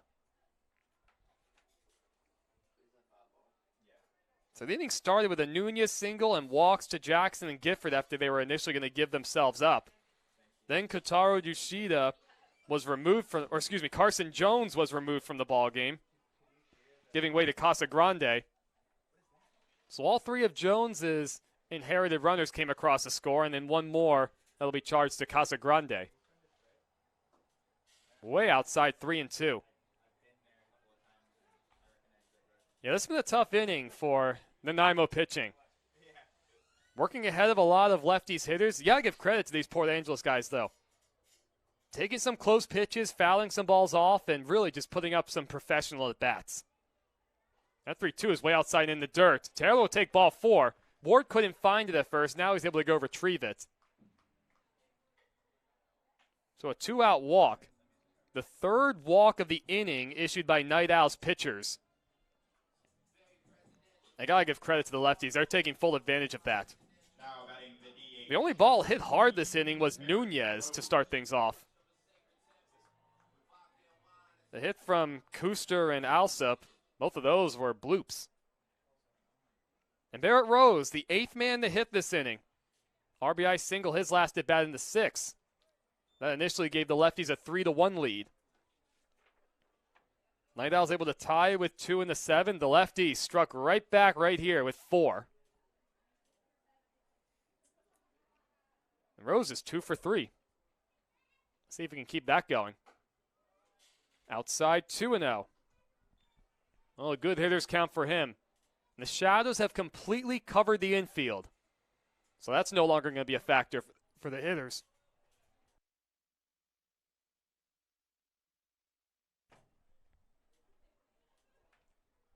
Here's the 2-0 from Casagrande. Big swing and a miss from Rose. Oh, he got a good hack at that one. That's one he's going to want back. I think he'll square it up if he sees another fastball like that.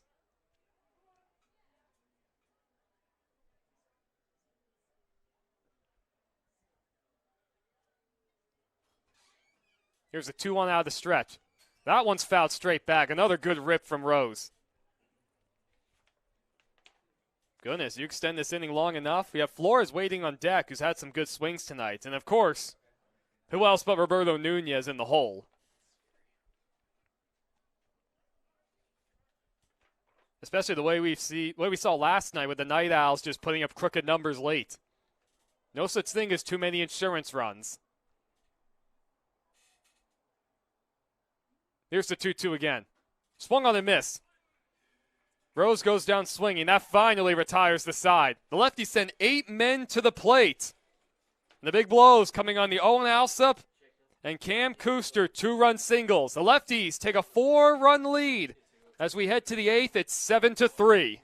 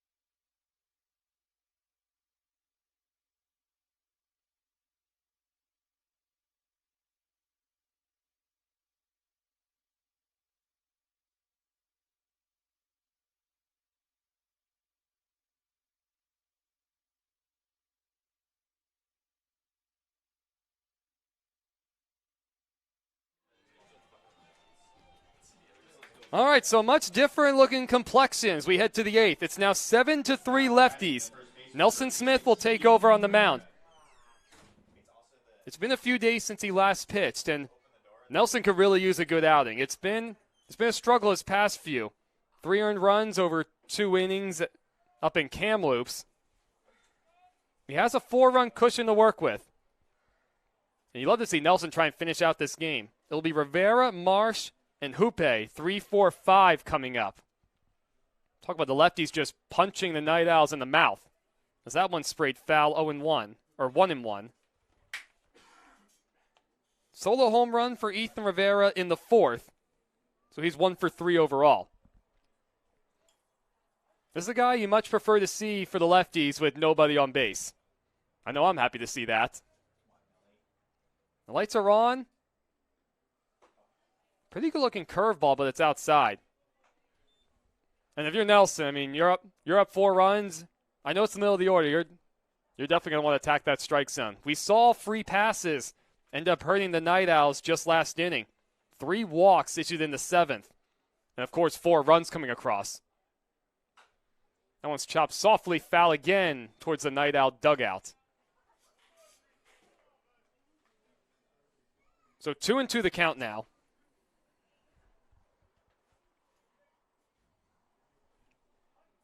You do have somebody stretching out there in the lefty bullpen just in case.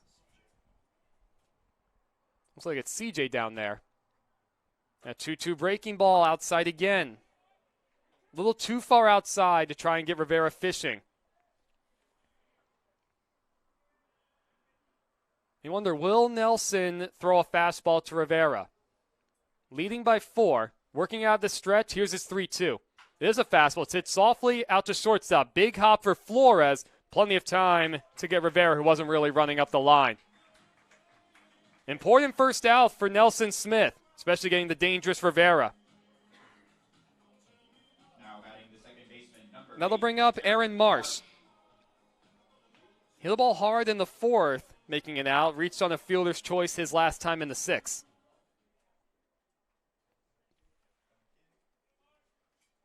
He'll bat with 1 out and nobody on base. Everybody playing deep for the lefties in the outfield. First pitch swinging softly on the ground. The first Owl sub up with it. He'll take it to the bag himself. Good work so far from Nelson Smith. Able to get 2 outs and 2 guys in the middle of the order at that. Now batting number 23, Brandon Hoope. And that'll bring up Brandon Hoope.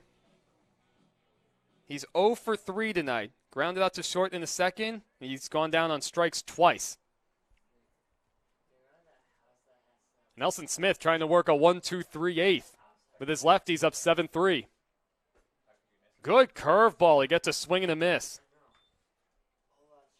That one started towards the middle of the plate and then just died towards the outer half. It looks like a wiffle ball game now, starting up past the right field fence. Good group out there. Another breaking ball swung on and missed by Hoope. That one a little harder and towards a little further outside. So 0-2 the count, 2 outs. Lefties lead by 4 in the 8th. Smith comes set. And he'll kick and deal. Curveball, that's way upstairs over the head of Hoope. No, that one just got away a little bit. So Nelson Smith will reset. Only threw 2 really good curveballs to start the at-bat. That one not particularly close. Well, that's why they call it a waste pitch, I suppose. And Hoope gets a little closer to the plate. His arms are practically hanging over the inside corner. That's just outside. Tried another curveball. 4 straight breakers from Smith. I mean, look, the way Hoope's standing right on top of the plate, I don't think he'd be able to do anything with a fastball inside. And now he backs up about half a step. He's still right on top of it, though. Here's the 2-2. Did that hit the helmet? No, I guess not. I thought it hit the helmet initially of Hoope. Like he leaned into it. Well, I guess not. It's called a ball, 3-2. I would have to think we'll see a fastball from Smith. All 5 pitches this at bat have been curveballs. Here's his 3-2. Wow, another breaking ball. He gets a swing and a miss. Taylor able to keep it around him. 1 hop to first. Oh, and great play by Owen Allison. Able to hang on for the out. Ended up tumbling backwards onto his backside to get that long in-between hop. Had to wait an extra moment from the field umpire to confirm that Alsop maintained control of the ball. Well, all things considered, really good inning from Nelson Smith. 1, 2, 3, go the Night Owls. So we head to the bottom of the 8th. See if the Lefties can add on to their 4-run lead.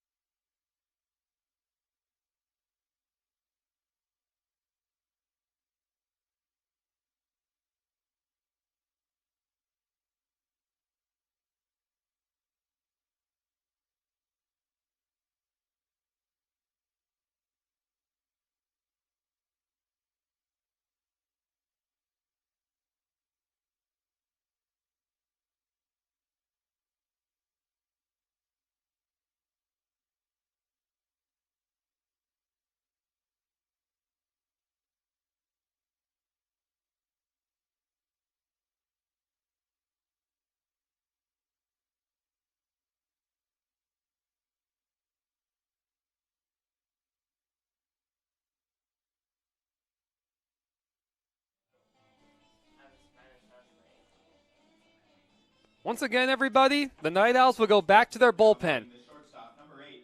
The 6'1 freshman at the New Jersey Institute of Technology, Talon Mahulanak, will take over on the mound. There'll be 9-1-2 coming up for the Lefties. Sebastian Flores comes up empty on the first pitch breaking ball. The Lefties send 8 men to the plate, part of a 4-run 7th inning. Trying to add on. Flores is behind 0-2. This would be a huge win for the Lefties if they're able to hold on in the 9th. Winning their 2nd consecutive series, this will be their 5th win in 6 tries. And especially going into an important series against the Kelowna Falcons. Not separated by all that much in the standings. Lefties are creeping their way back up there ever so slightly. Sebastian Flores goes down swinging. And they'll bring up Roberto Nunez. 1 for 1 today. He singled to start the 4-run 7th inning. He walked each of his first 3 appearances. See what kind of pitch he gets right here. He goes after the first pitch, and it's popped up. Rivera comes charging in over towards the dugout, sliding ever from Ward. He's not able to get it. Neither guy was able to see it right away, and it just didn't hang up there that long. Looked like Ward also kind of went through that on-deck circle. It's all grass back there, and then you get that little turf area with the on-deck circle, and it slopes a little bit downward. Well, new life for Nunez. That one's up the third base line. It's off the glove of Halleck, and it's going to kick away in the foul territory. So Nunez will reach on the error by the third baseman.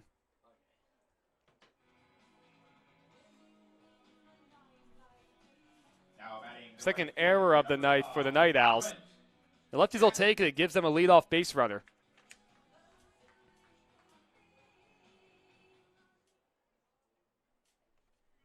And that brings up Trent Jackson.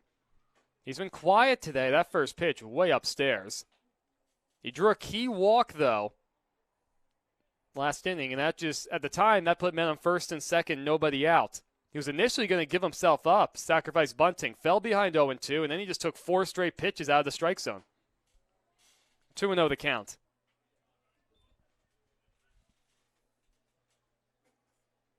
And again, no No amount of insurance runs is too many for the Lefties.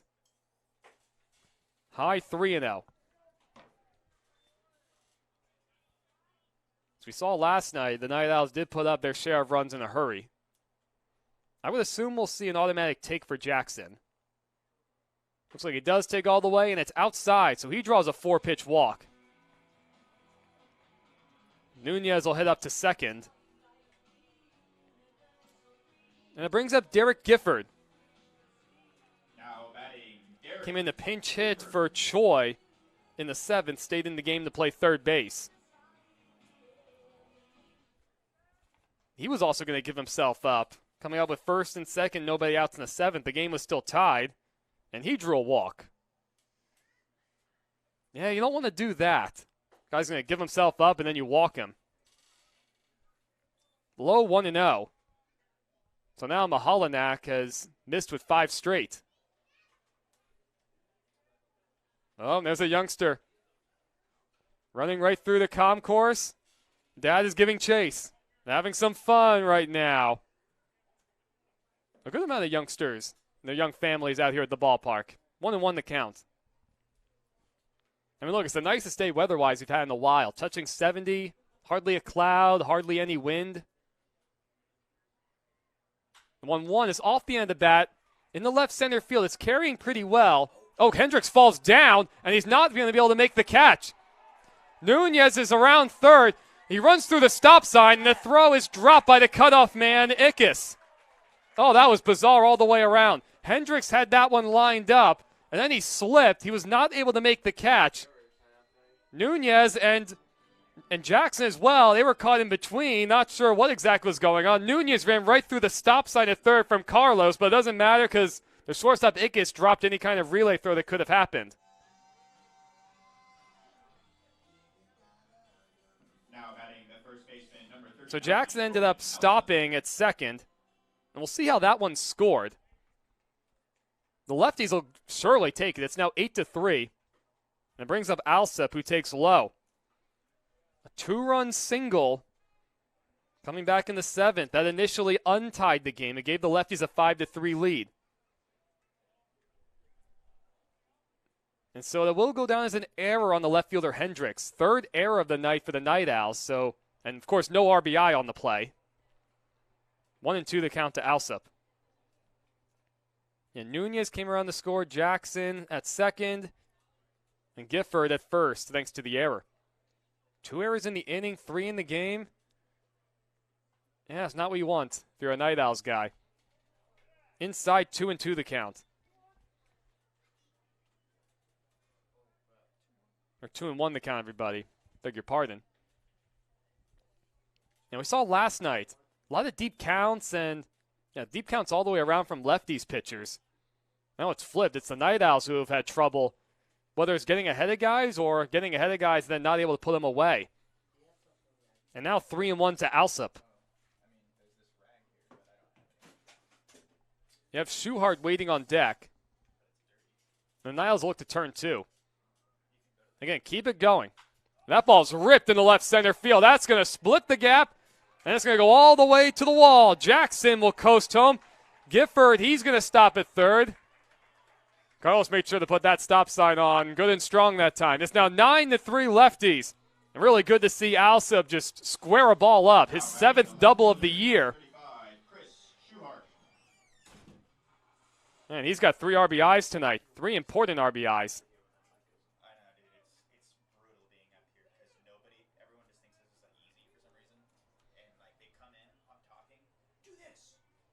And that'll bring up Chris Schuhart.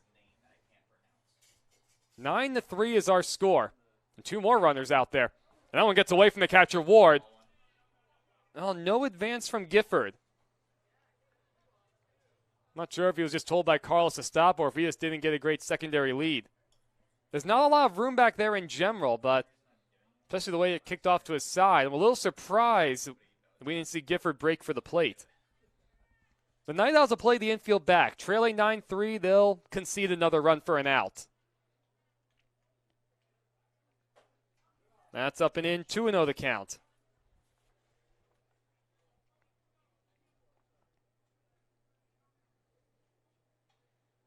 Yeah, a couple errors this inning behind Talon Mahalanak. A couple unearned runs coming across on the inside corner, 2-1.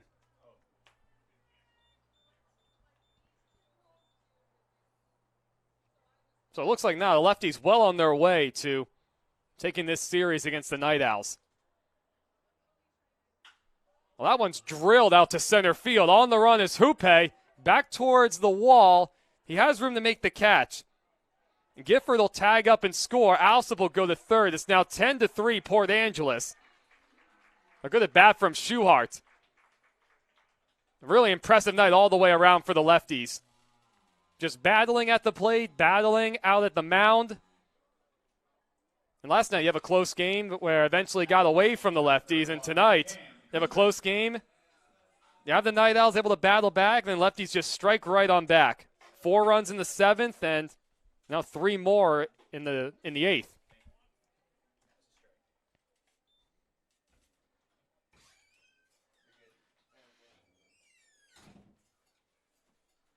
It's 0-1 the count to Kuster.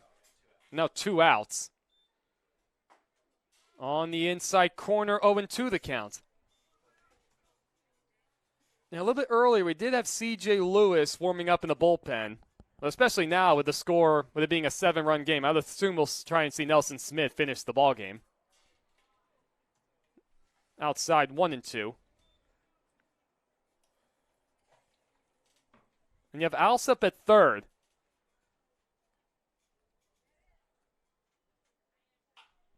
And that one's hit foul down the left field line towards the batting cage. Lefties hitters really getting some good swings later on in the game. And look, taking advantage of a couple errors.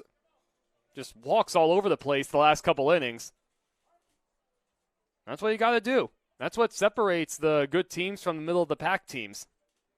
Curveball, that one's hit on the ground. That one's flagged by the third baseman Halleck. That one's in time across the diamond, able to hang with that one. So the Lefties score 3 more runs, take advantage of a couple errors. The big blow, the Owen Alsop RBI double. Second consecutive inning, he comes up with a big hit. So Lefties, 3 outs from taking this series from the Night Owls. We'll be back for the top of the 9th.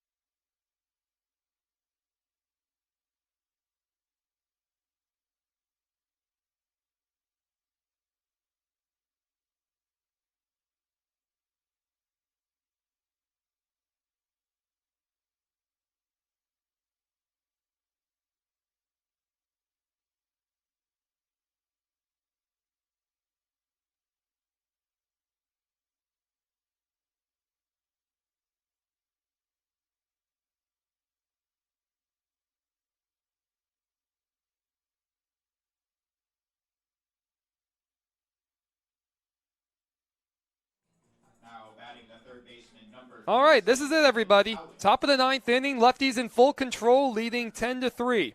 It'll be Halleck, Paulino, and Ward for the Night Owls. Turns out C.J. Lewis will take over on the mound in place of Nelson Smith when an inning scoreless. C.J. had the day off yesterday, was not available, a much-deserved rest day. And he was warming up, wasn't sure if he was going to come in. He's been used quite a bit in high-leverage situations. Well, I guess he was due to get a little bit of work, so here he is.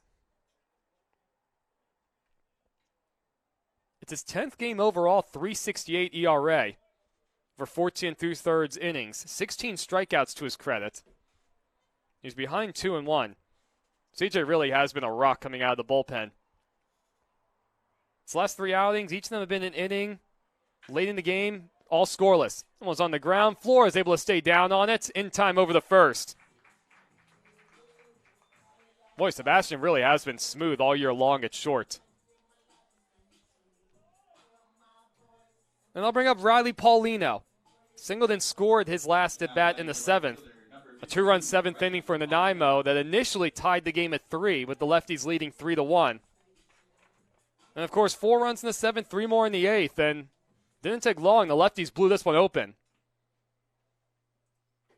Swung on and missed.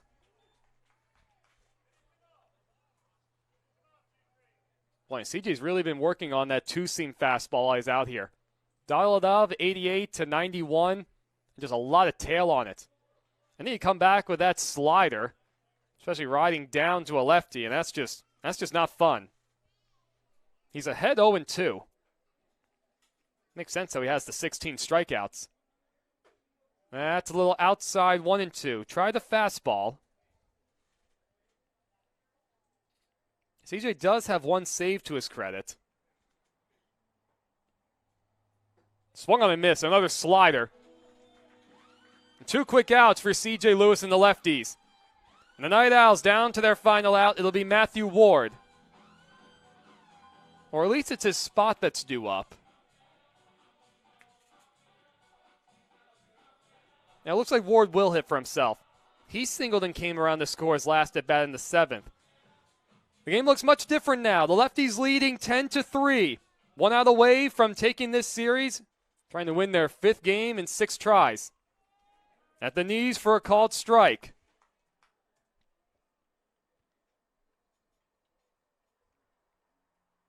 Yeah, it's a really strong, resilient showing. We've seen a couple close games, especially at home, or end up close or even tied late and then end up getting away from the Lefties. This time, Lefties turning the tables and doing it to the Night Owls. Little low, 2-1.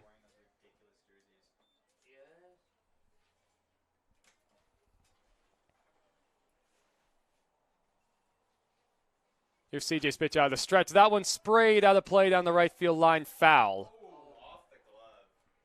Looked like a hit off the glove of a youngster right there, just in and out.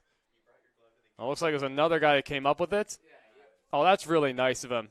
The young man's going to give it to the young gentleman who initially dropped it. That 2-2 pitch sprayed. Oh, the snag by Owen Alsop, leaping high into the air, full extension to grab that one.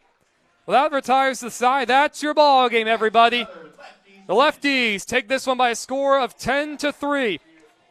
The big blows coming in the 7th inning, 4 runs and 3 more in the 8th. The Lefties take this series. They've won 5 out of their past 6. Second consecutive series they've won.